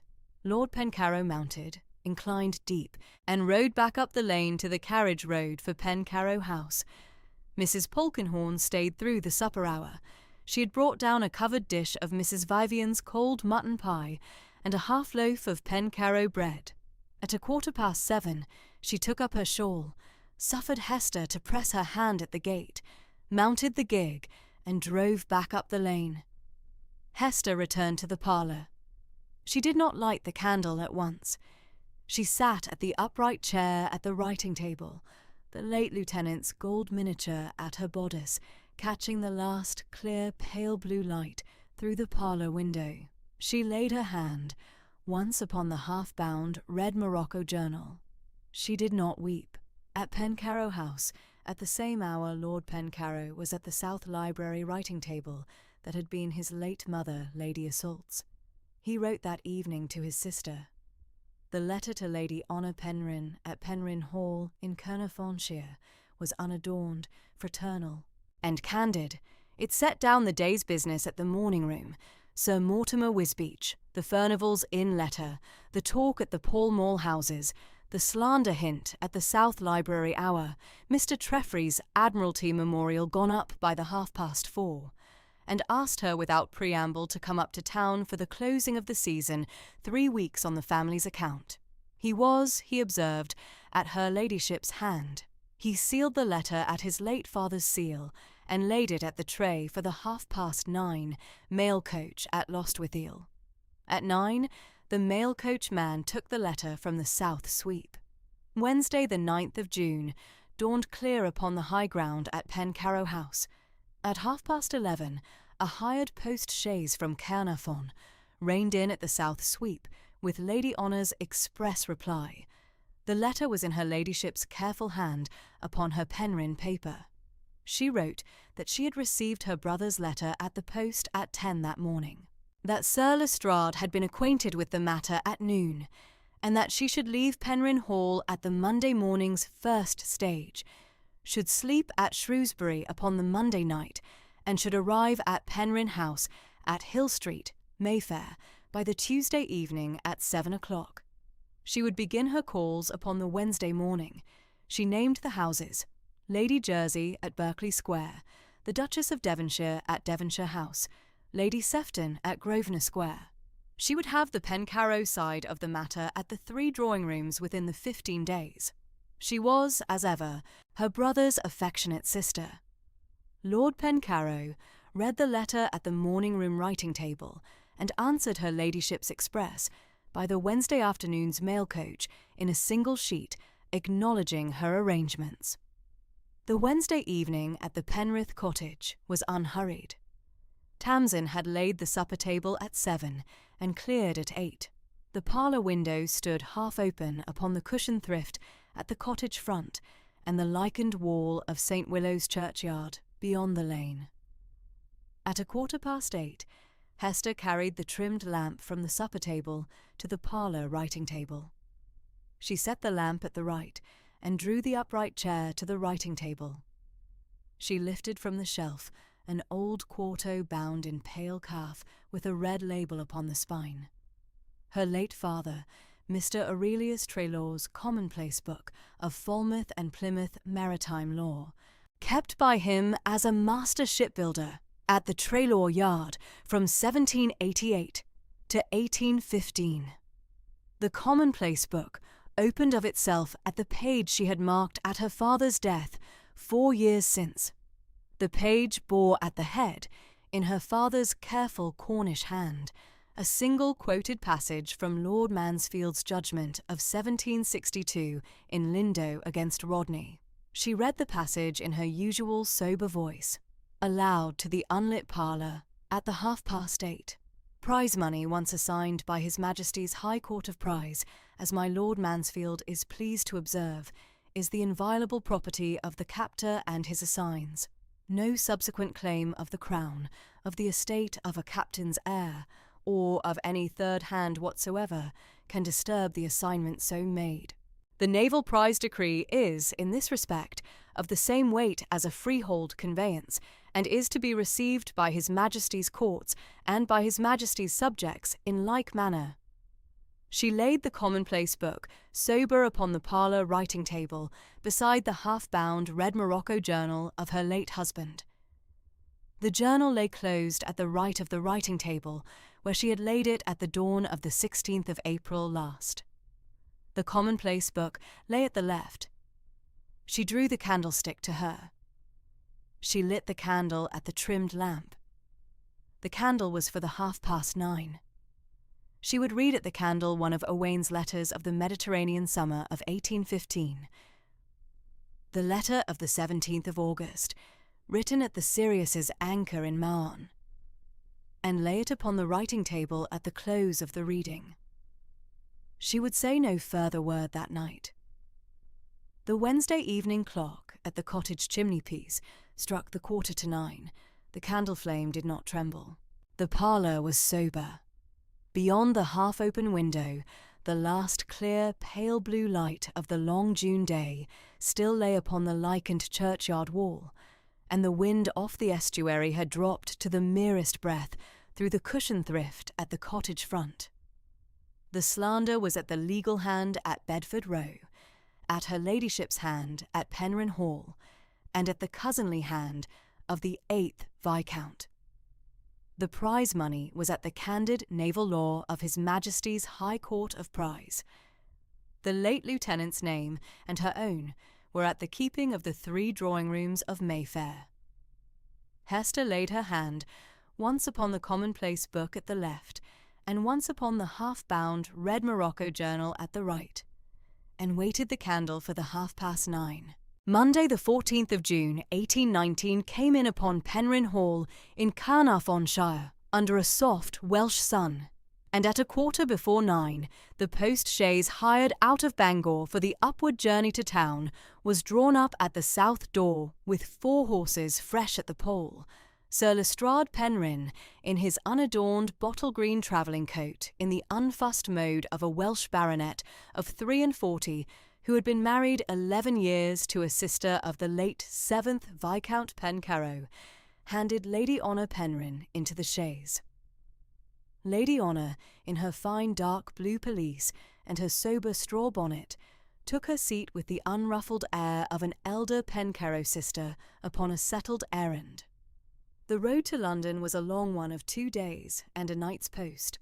They drove out at 9, came down by the Conway shore to Lanrust, and over the Hernant to Llangollen, and lay over the Monday night at the Hand.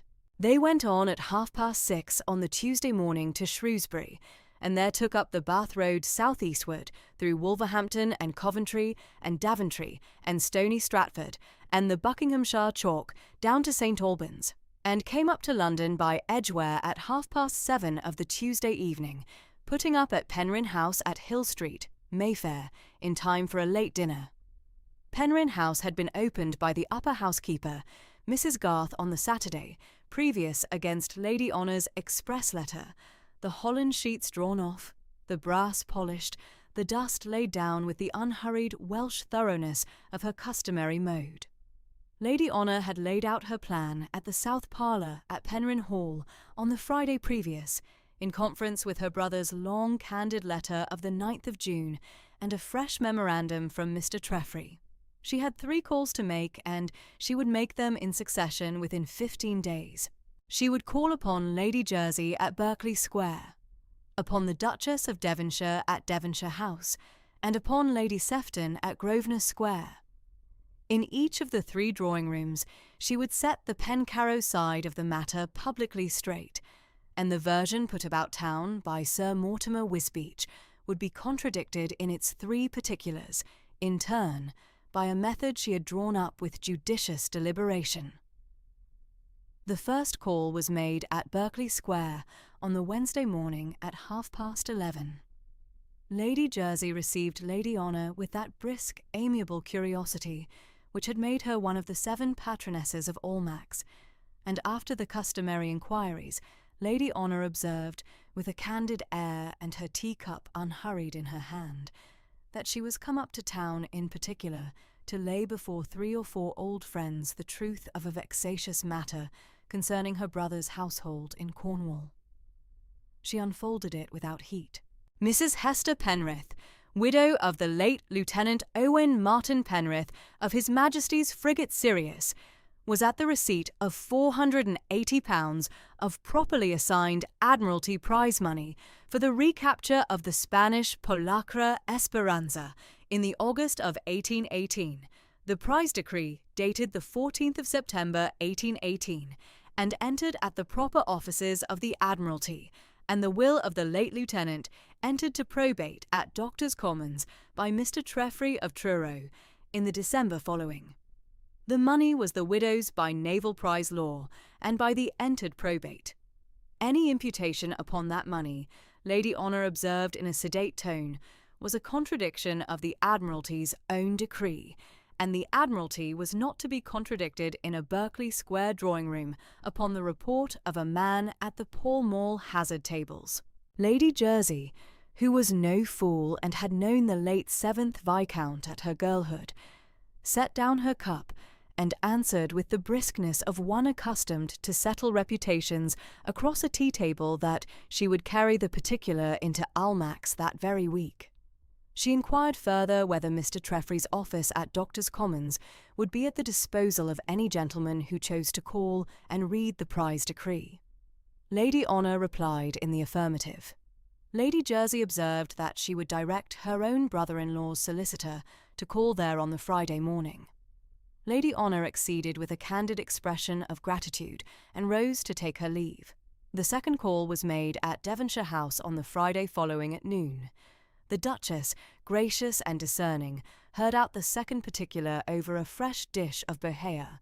Mrs. Penrith's office at Pencarrow House, Lady Honour observed in her candid, sedate voice, was an office of 3 afternoons in the week, Tuesday, Thursday, and Saturday, from 1 to 4, at the South Library, in the reading aloud and the editing of the late Lieutenant Penrith's correspondence with his wife across the 4 years of his commission service, for the private memoir which her brother was at present compiling for distribution among the Penrith family in Pembrokeshire and the Treloar family at Fowey.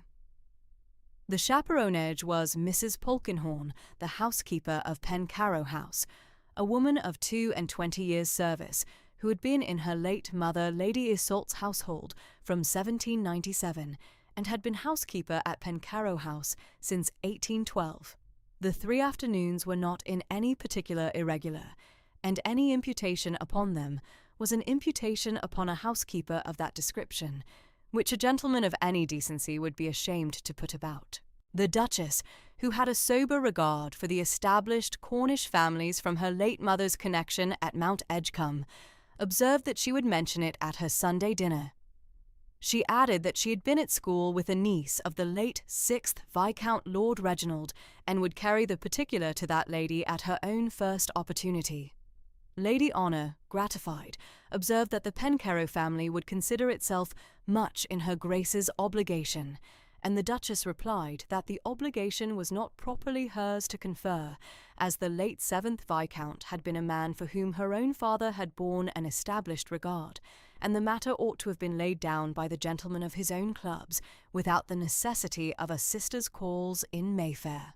The third call was made at Grosvenor Square on the Wednesday of the second week, the 23rd of June, at 11:30.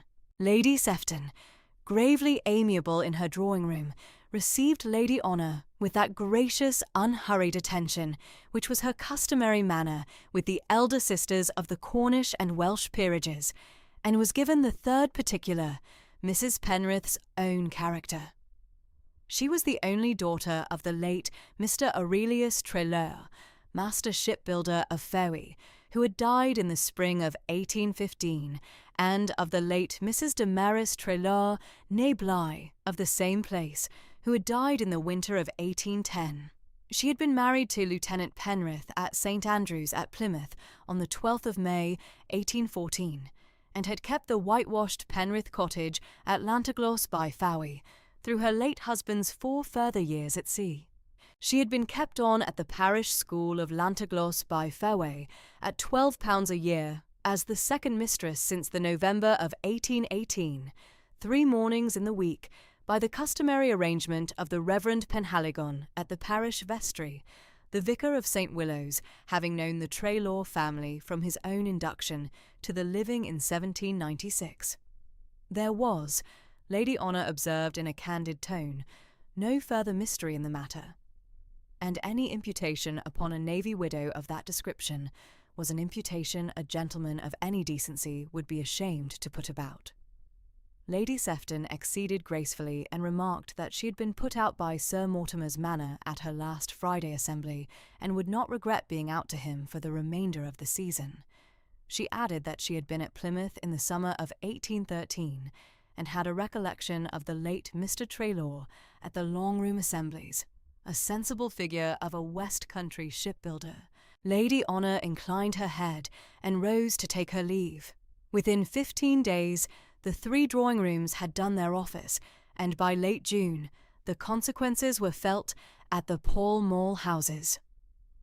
Sir Mortimer Wisbeach was found unwelcome at his usual table at Brooks's on the Tuesday of the last week of June, his name having been spoken of with displeasure at 3 separate club tables on the Monday evening previous.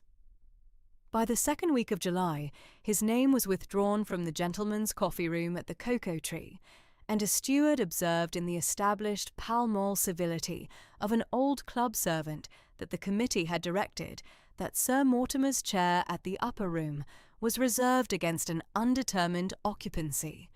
By the first week of August, he had retired from town under the express advice of his banker at Drummond's, and had taken refuge at a friend's house at Bath for the rest of the summer.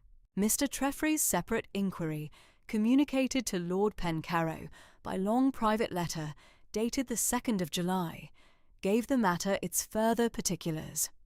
Sir Mortimer had gambling debts of £5,200 at the Pall Mall houses, the largest a single bond of £1,800 owed to a Mr. Crockford at the new house lately set up in Pall Mall, the remainder dispersed among 3 other establishments. His Furnival's Inn solicitor, Mr. Pringle, could not file the slander suit against Mrs. Penrith without a retainer of 50 guineas, and the 50 guineas had been refused him at 4 sponsor houses in town. Refused, in each instance, upon Lady Honour's prior information given in the 3 drawing-rooms. The suit, Mr. Treffry observed in his careful Doctor's Commons hand, could not in the present posture of affairs be brought, and his lordship might consider the threat upon Mrs. Penrith's name as suspended. While these matters were going forward in town, Pencarrow House kept its established rhythm through July.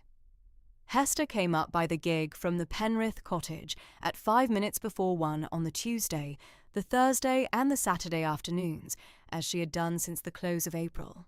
The 3 of them, Hester at the long, polished walnut writing table at the south window, Edgar at the wing chair opposite with his quarto notebook, Mrs. Polkinghorne at the corner with her sewing, took up the work of the memoir project at the customary hour. They were at Owain's letters of June and July, 1818 now, the Spanish main letters of the recapture month of the Polacra Esperanza. Hester read aloud in her candid, sedate voice the long letter of the 14th of June, 1818, in which Owain had described the squadron's preparations for the recapture, and the long letter of the 2nd of July, in which Owain had described his own promotion to the second lieutenant's berth on the recommendation of his captain. Edgar, at the wing chair opposite, took his notes in the deliberate copper-plate hand he had been taught at 7 by his late father, and made his judicious remark at the end of each letter and no more. Mrs. Vivian's tea-tray came in at 3:30, and the 3 of them took the tea at the writing-table, with the south window open to the warm July afternoon, and the Fowey estuary running blue under the sun. The introductory chapter of the memoir had been at the bound-proof stage from the Truro printer, Mr. Enner, since the middle of June. Edgar had received the proofs on the 17th, had read them through on the 18th, and had returned them with 3 sober corrections by the Truro post on the 19th. The chapter was at the press for the second proof stage by the close of the first week of July. Hester had read the introductory chapter at the South Library on the Saturday afternoon of the 26th of June, had set it down without a word at the close, and had observed in her candid, sedate voice that the chapter was as Owain himself would have wished it. Edgar had inclined deep at the wing chair, and had observed only that he was gratified to hear her say so. Late July, at Llanteglos by Fowey, held the new Viscount's Tuesday, Thursday and Saturday calls at the cottage at 4:30, the customary half hour after the South Library session closed, as a settled feature of the parish. Edgar came down by the river road on his bay gelding. Mrs. Polkinghorne came down with him in the Pencarrow gig as the proper chaperone. Hester received them at the cottage parlour at the half-hour exact. They sat half an hour over the parlour tea, and no more. The conversation was sedate and amiable. They spoke of the lessons at the parish school, of the proofs of the introductory chapter, of the parish news from the Reverend Penhaligon's Sunday sermons, of the weather over the Fowey estuary, of his late father, the 6th Viscount Lord Reginald, of her late father, Mr. Aurelius Treloar. Edgar did not raise the postponed question.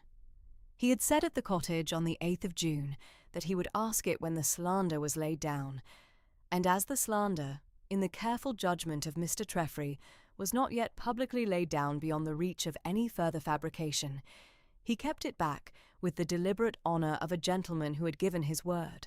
The Reverend Penhaligon, at the vestry on the Sunday of the 11th of July, observed in his gentle Cornish voice to the churchwardens that the new Viscount's 3 calls in the week at the cottage were a sober, customary feature of the parish under the chaperonage of Mrs. Polkinghorne, and the wardens, sensible men of the parish, acquiesced. The Sundays at St. Willow's went on as they had gone on since the middle of April. Hester walked up from the cottage at 20 minutes before the hour of morning service in her unadorned mourning, and sat at the rectory pew at the south aisle, as her late mother had sat from 1796 to her death in 1810. Edgar sat at the Pencarrow pew at the upper north aisle. The Reverend Penhaligon at the chancel read the 3rd Trinity service on the 11th of July in his unhurried Cornish voice that had read the parish services at St. Willow's for 23 years. By the 2nd Sunday of July, Hester's half-mourning had lightened a further degree.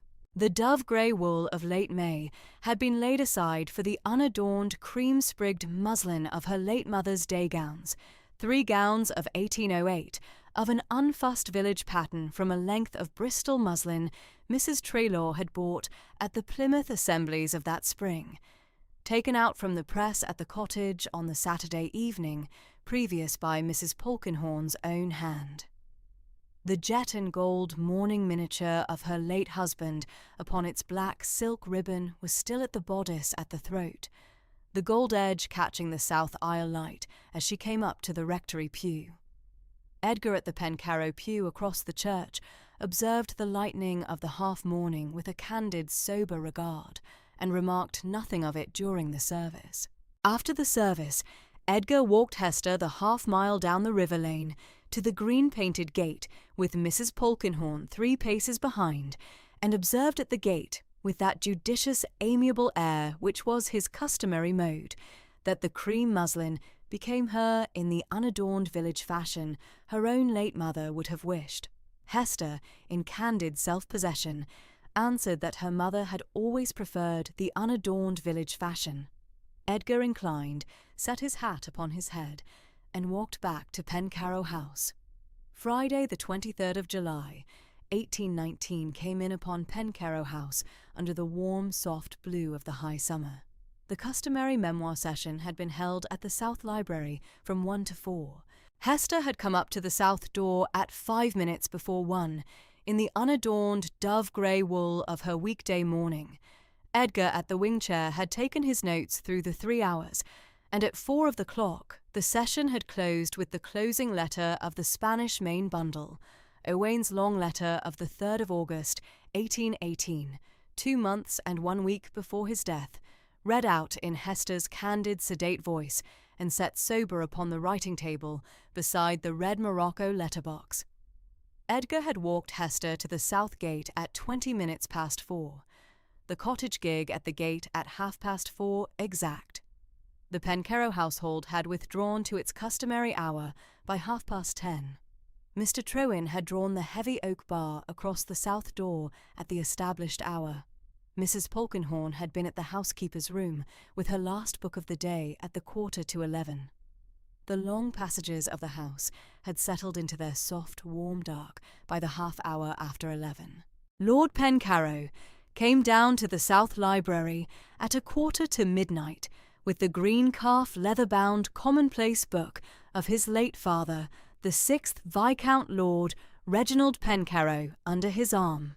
The book was a tall, narrow volume of 300 pages, bound in dark green calf, the corners worn to the buff of the calfskin, the 6th Viscount's monogram blocked into the front board in faded gilt, an R.P. in the Roman of an 18th-century stationer at Truro, and the inner pages filled, for the first 2/3, with the 6th Viscount's own copper-plate hand at estate observations, parish memoranda, and household entries from 1779 to his death in 1809.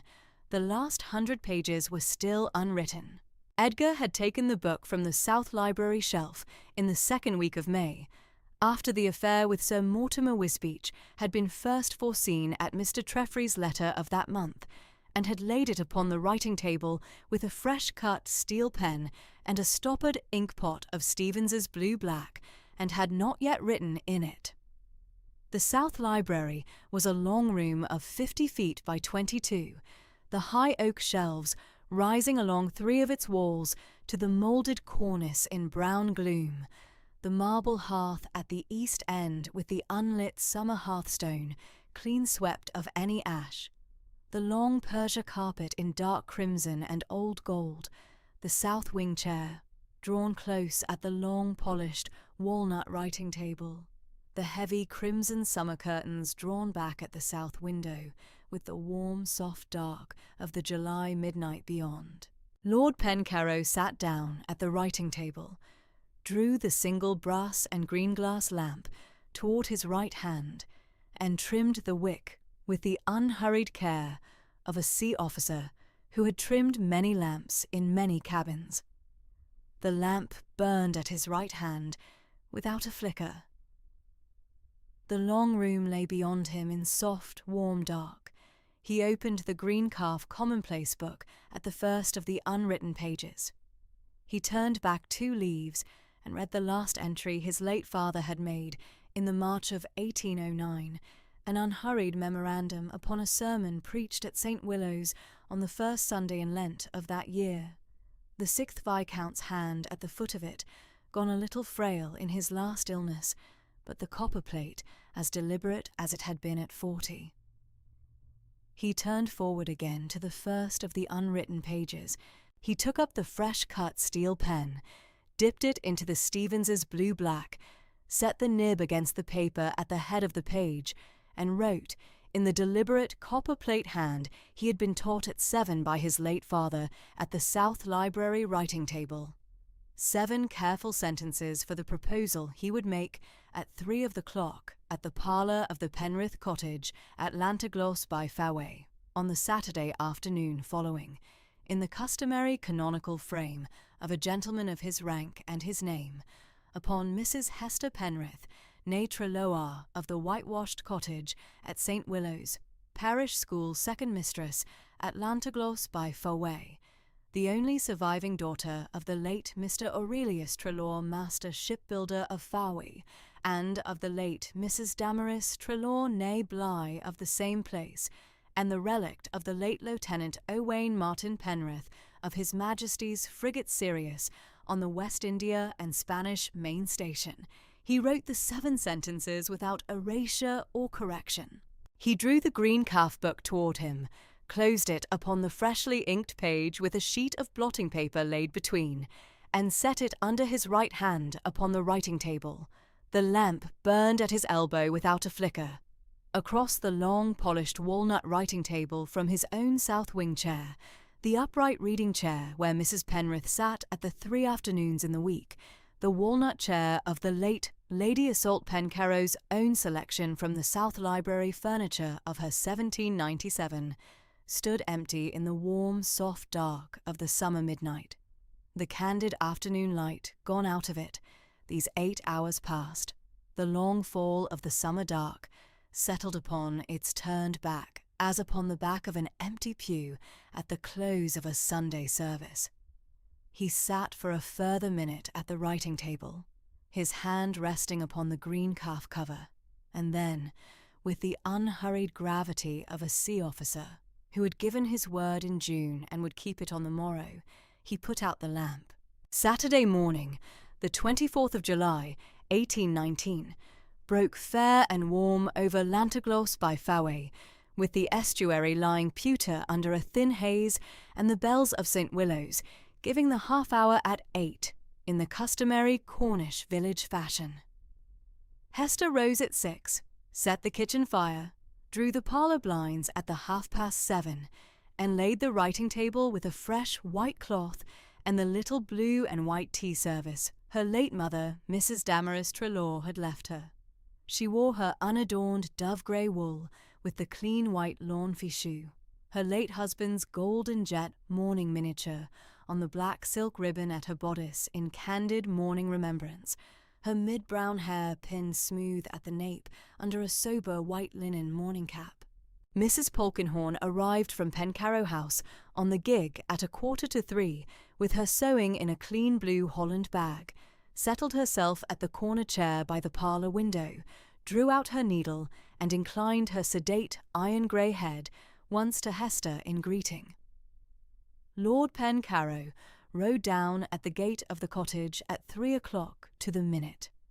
He came in dark walnut morning coat, his heavy silver Pencarrow signet upon his right hand, his deliberate sea-grey eyes candid and very direct.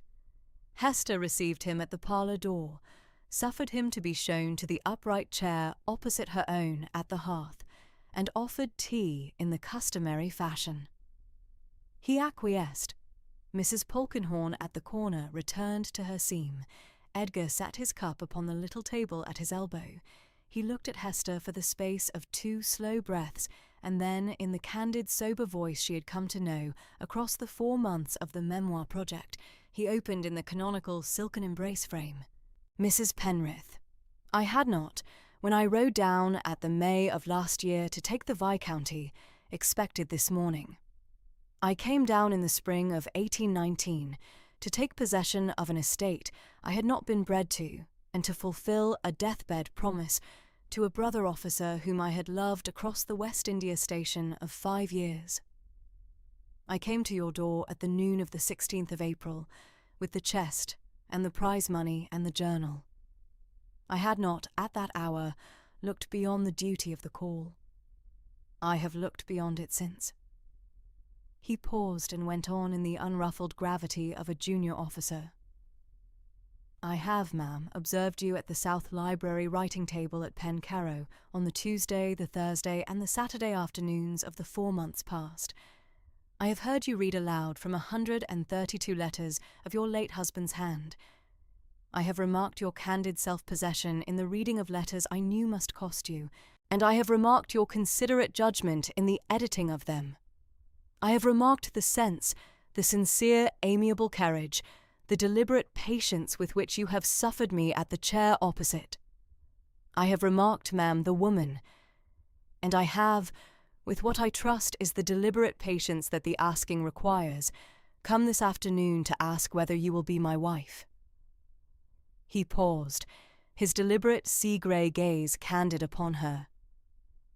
I ask in the knowledge that you were Mrs. Penrith of Llanteglos before you were anything to me, and that the gold miniature at your bodice is in no manner to be laid aside on my account. I ask because I love you, ma'am, in the candid Cornish navy fashion in which I was bred to ask such a thing. I shall, if you find yourself unable to answer me this morning, return to the library and not press the question further. And I shall, if you suffer me to wait as long as the asking requires. I am, ma'am, your obedient servant in any answer you shall give me. He set his cup down again and waited. Mrs. Polkinghorne's needle at the corner did not check. Hester looked at the hearth for the space of 1 slow breath, and then at the gold miniature laid at her bodice, and then at Edgar. Her candid dark blue eyes were very direct. She did not weep. My lord, I shall. 2 words only in the candid Lantagloss by Fowey voice she had been bred to. Edgar inclined deep at the chair, and the sun through the parlour window lay sober upon the little blue and white tea service. They sat the remaining half-hour over the cups in the customary fashion. Edgar inquired after her settled wish in the matter of the cottage. Hester ventured that she should like, by his leave, to keep it under the parish rent as it was, that it might be lent to a navy widow of the parish in like circumstance at a future time. Edgar acceded at once. He inquired after the date of the banns. Hester acquiesced in his preference for the 3 Sundays following: the 25th of July, the 1st of August, the 8th of August, with the wedding on the Saturday morning of the 14th of August at 10 o'clock at St. Willow's. He inquired whether she would suffer Lady Honour to come down from Penryn Hall in Caernarfonshire as matron of honour. Hester acquiesced with a sober, gratified smile. At 3:30, Edgar rose, took his hat, and walked the half-mile to Pencarrow House on foot, leaving the horse for the groom to fetch later. Mrs. Polkinghorne folded her seam, kissed Hester upon the cheek in unfeigned gratification, and went out to the gig. That evening at 7, Hester drew up at the parlour writing-table and wrote a candid express letter to Lady Honour Penryn at Penryn Hall. She told her plainly of Lord Pencarrow's deliberate patient asking and her own candid answer, named the date of the wedding, and entreated her to come down as matron of honour. She sealed the letter with the little plain wax wafer at the writing-table, walked it round to the parish post at 8:30, and saw it set for the Truro mail at the 9:30. Lady Honour's answer came back by express the following Friday, gracious, prepossessed, excepting in 3 sober lines. Sunday the 25th of July. At the 3rd hymn of the morning service at St. Willow's, the Reverend Penhaligon stepped to the chancel rail in his unadorned black cassock and white linen surplice, gold-rimmed spectacles upon his sensible grey eyes, and read the first calling of the banns in his gentle Cornish voice. I publish the banns of marriage between Captain Edgar Alexander Pencarrow, 8th Viscount Pencarrow, of His Majesty's Navy, of this parish, and Hester Penrith, widow of this parish. If any of you know cause or just impediment why these 2 persons should not be joined together in holy matrimony, ye are to declare it. This is the first time of asking.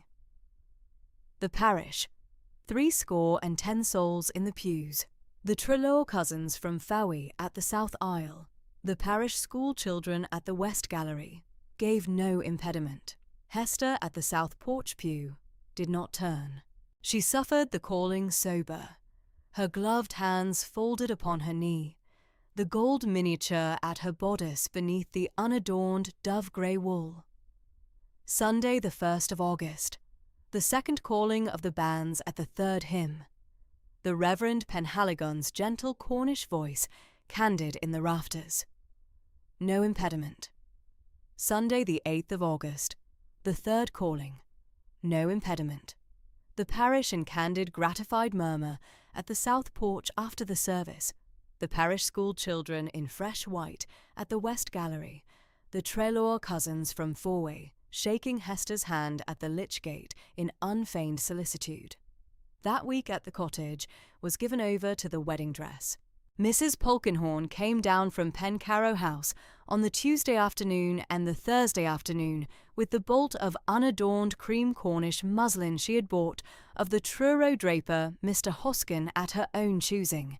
She would not suffer Hester to be put to the cost of a Truro mantua-maker for the dress, but would make it herself in the customary village cut, as she had made her own wedding gown in the May of 1786. She measured Hester at the parlour, cut the muslin upon the kitchen table, basted the bodice and the high waist and the long unadorned sleeves, and stitched the whole through on the Thursday and the Friday, by candlelight, at the south housekeeper's parlour at Pencarrow House. Hester suffered the fittings in candid, sober gratification, and inclined deep at the second fitting in unfeigned, considerate thanks. Saturday morning, the 14th of August, 1819. The day broke cool and fair, with a clear pale blue sky over the Fowey estuary and a soft south wind off the channel. Hester rose at 6, washed at the kitchen pump, ate a thin slice of bread and butter at the kitchen table, and dressed at the upstairs bedchamber. The unadorned cream Cornish muslin morning gown of the customary village cut lay upon the bed. She drew it on. Mrs. Polkenhorne, come down from Pencarrow at 7, pinned a fresh sprig of pale Cornish summer thrift at the bodice in the customary Cornish village fashion. The little pale pink flower from the cliff top above the estuary, which the village brides had worn at St. Willow's for 3 centuries.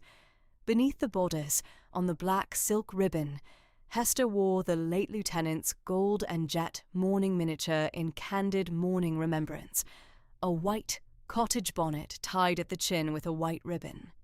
White cotton gloves, her mid-brown hair pinned smooth at the nape, the candid dark blue eyes very direct, the sober well-shaped mouth at unfeigned grave gratification. Mr. Treffry, the family solicitor, in unadorned black superfine and white cravat, called at the cottage at 20 minutes to 10 with the Pencarrow carriage. He handed Hester in with the dry Cornish courtesy that had been his at 3 Pencarrow weddings before, and the carriage drew up at the lych gate of St. Willow's at 10 minutes to 10. The parish church of St. Willow at Llanteglos by Fowey is a sober grey Cornish granite church of the 15th century, set above the village on the high ground with the estuary running away to the south. The morning bells were ringing as Hester stepped down from the carriage on Mr. Treffry's arm. Lady Honor Penrhyn, in unadorned dove-grey silk, with a fine white lace fichu and a sober white silk cottage bonnet, met them at the south porch and kissed Hester upon the cheek. Sir Lestrade Penrhyn, in unadorned moss-green morning coat, had gone in already to the groom's side. The parish was already in the pews, the Treloar cousins from Fowey, Mr. Trewin and Mrs. Vivian, and the Pencarrow household in the north aisle, the parish school children in fresh white at the west gallery. Hester took Mr. Treffry's arm at the south porch. The Reverend Penhaligon at the chancel in his white linen surplice raised his sensible grey eyes and inclined. The organ struck up a sober Cornish wedding voluntary. Hester walked the aisle on Mr. Treffry's arm in candid self-possession, her dark blue eyes very direct, the pale pink sprig of thrift at her bodice, the little gold and jet miniature on its black ribbon beneath. Edgar at the chancel, in unadorned dark walnut morning coat, his heavy silver Pencarrow signet upon his right hand, his deliberate sea-grey gaze candid upon her, did not move. The Reverend Penhaligon read the service in his gentle Cornish voice, in the established Book of Common Prayer form. At the proper place, Mr. Treffry gave the bride. At the proper place, Edgar took Hester's right hand in his right hand, and made his vow in the deliberate, sober tone of a junior officer at the West India Station. At the proper place, Hester made her vow in the candid Llanteglos by Fowey voice she had been bred to. At the proper place, Edgar laid a plain gold ring upon her 4th finger. The Reverend Penhaligon pronounced them man and wife at 25 minutes past 10, and the parish at the south porch broke into candid, amiable murmur as they walked back down the aisle on each other's arm. The signing of the register at the vestry took a quarter hour. Hester signed Hester Penrith, the customary widow's signature in her candid round hand. Edgar signed Pencarrow below. Lady Honor and Sir Lestrade signed as witnesses. Mr. Treffry signed as solicitor of the parish. The Reverend Penhaligon signed last in his sober clerical hand. The bells of St. Willow's rang out across the village at the 11:30 as the wedding party stepped down to the carriages. The wedding breakfast at Pencarrow House was set at 11:30 at the long, polished walnut table of the dining room at the south front.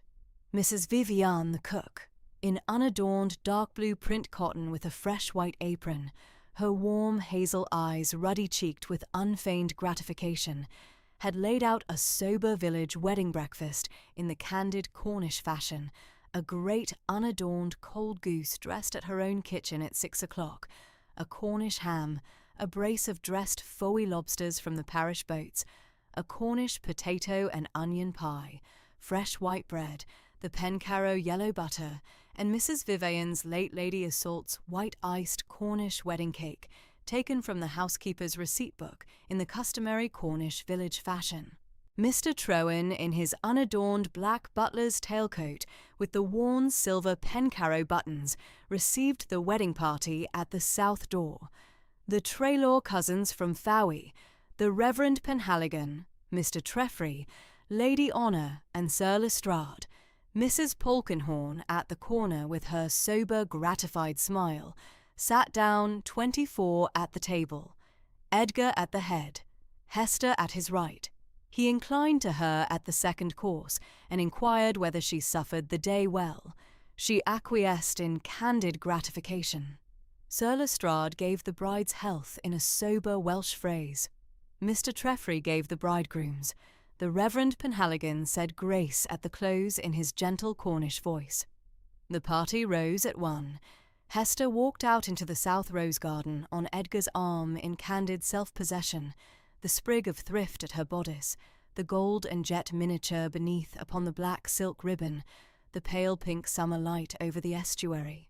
7 months and 26 days after the wedding, on the cool, clear, pale blue Sunday morning of the 9th of April, 1820, their first child, a son, and the new heir to the Viscounty, christened Tristram Owain Pencarrow, after the new Viscount's late elder brother, the 7th Viscount Lord Tristram, and the new Viscountess's late first husband, Lieutenant Owain Penrith, was baptised at St. Willow's Parish Church, Lantaglos by Fowey, by the Reverend Penhaligon, with Lady Honour Penryn standing as godmother and Sir Lestrade Penryn as godfather. The Pencarrow family Bible entry was written in the 8th Viscount's own hand at the South Library writing table that evening, beside the entry for his late brother, Lord Tristram of November 1818, and the entry for the late Lieutenant Owain Martin Penrith, R.N., of October 1818, which his wife had asked be set there in the candid Cornish navy fashion, Tuesday the 16th of May, 1820, 8:30 in the evening. The South Library at Pencarrow House lay in the deliberate, sober hush of a spring evening. The long crimson curtains drawn at the south window against the cool dusk, a single trimmed lamp upon the long, polished walnut writing table, a low spring fire of applewood at the hearth, 2 wing chairs drawn close at the fire, the infant Tristram Owain, 5 weeks and 3 days, with the dark walnut Pencarrow hair already at his crown and the candid dark blue Traylor eyes of his mother, slept upstairs in the night nursery under the watch of his nurse, Mrs. Bligh of Fowey. Hester, in unadorned dove-grey silk evening gown with a clean white lawn fichu, the golden jet miniature on its black silk ribbon at her bodice beneath in the candid morning remembrance she had borne since the October of 1818, sat at the wing chair at the fire's right hand. Edgar at the chair opposite in unadorned dark walnut evening coat, the heavy silver Pencarrow signet upon his right hand. Hester held in her lap the bound proofs of the Penrith Memoir, printed privately in 50 copies at Truro by the printer Mr. Enner at the New Year, and now circulating among the Penrith family at Pembrokeshire and the Treloar shipyards at Fowey. The volume was bound in unadorned dark blue Cornish calf with the lieutenant's name gilt at the spine in the sober naval fashion. The red morocco letterbox of Owain's 132 letters home, now in the new Viscountess Pencarrow's keeping by her settled wish that her son might one day read them, lay open at the south writing table by the morning's tea-tray.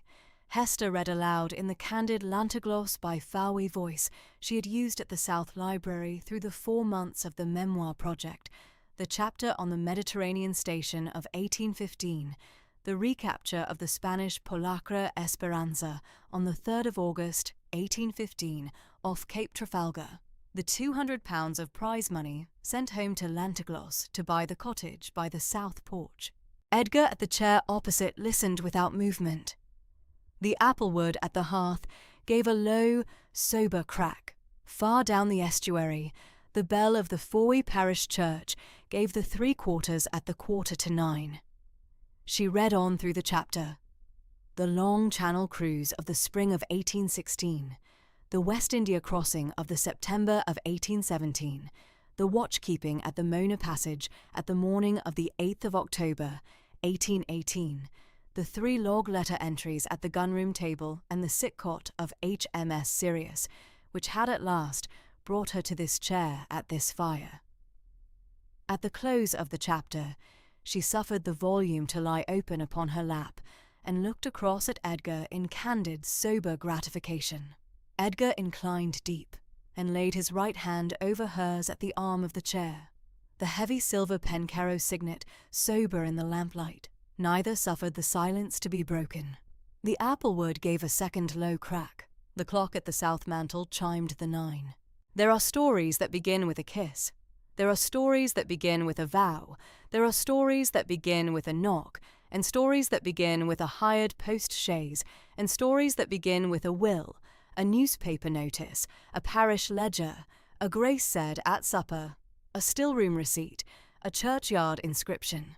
And there are, sober, longer in the asking, of the most deliberate patience in the answering, stories that begin with 3 log-letter entries written in His Majesty's frigate Sirius on the West India station in the October of 1818, in the unsteady pencil hand of a junior officer at the 3rd day of the yellow fever, addressed to his wife at Llantiglos by Fowey in Cornwall, and read by her at the writing table of her parlour at the 5:30 of a pale blue Friday dawn 6 months and 5 days after the hand had laid the pencil down, stories that begin with a green-painted gate at the customary 10:30 of a Saturday morning, with an oak sea-chest lately come up from Portsmouth with a sealed canvas bag of £480 of naval prize money, with the candid promise of a captain to a dying second lieutenant kept at the cost of a 6 months' ride from Bath to Cornwall,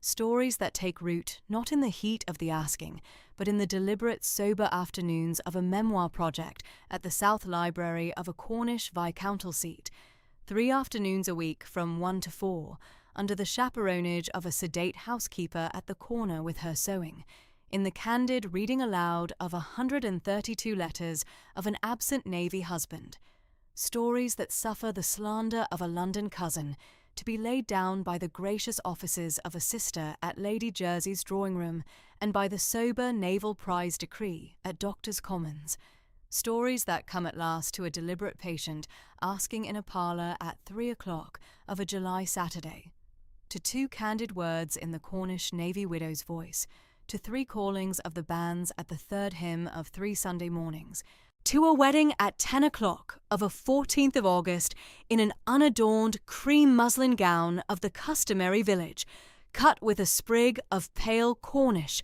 summer thrift at the bodice and a gold and jet miniature beneath upon a black silk ribbon, and to the christening of an infant son and the new heir to the viscounty, Tristram Owain Pencarrow, at the same parish church, by the same gentle Cornish vicar, on the cool, clear, pale blue Sunday morning of the 9th of April, 1820, with the godmother and the godfather at the font in candid gratification.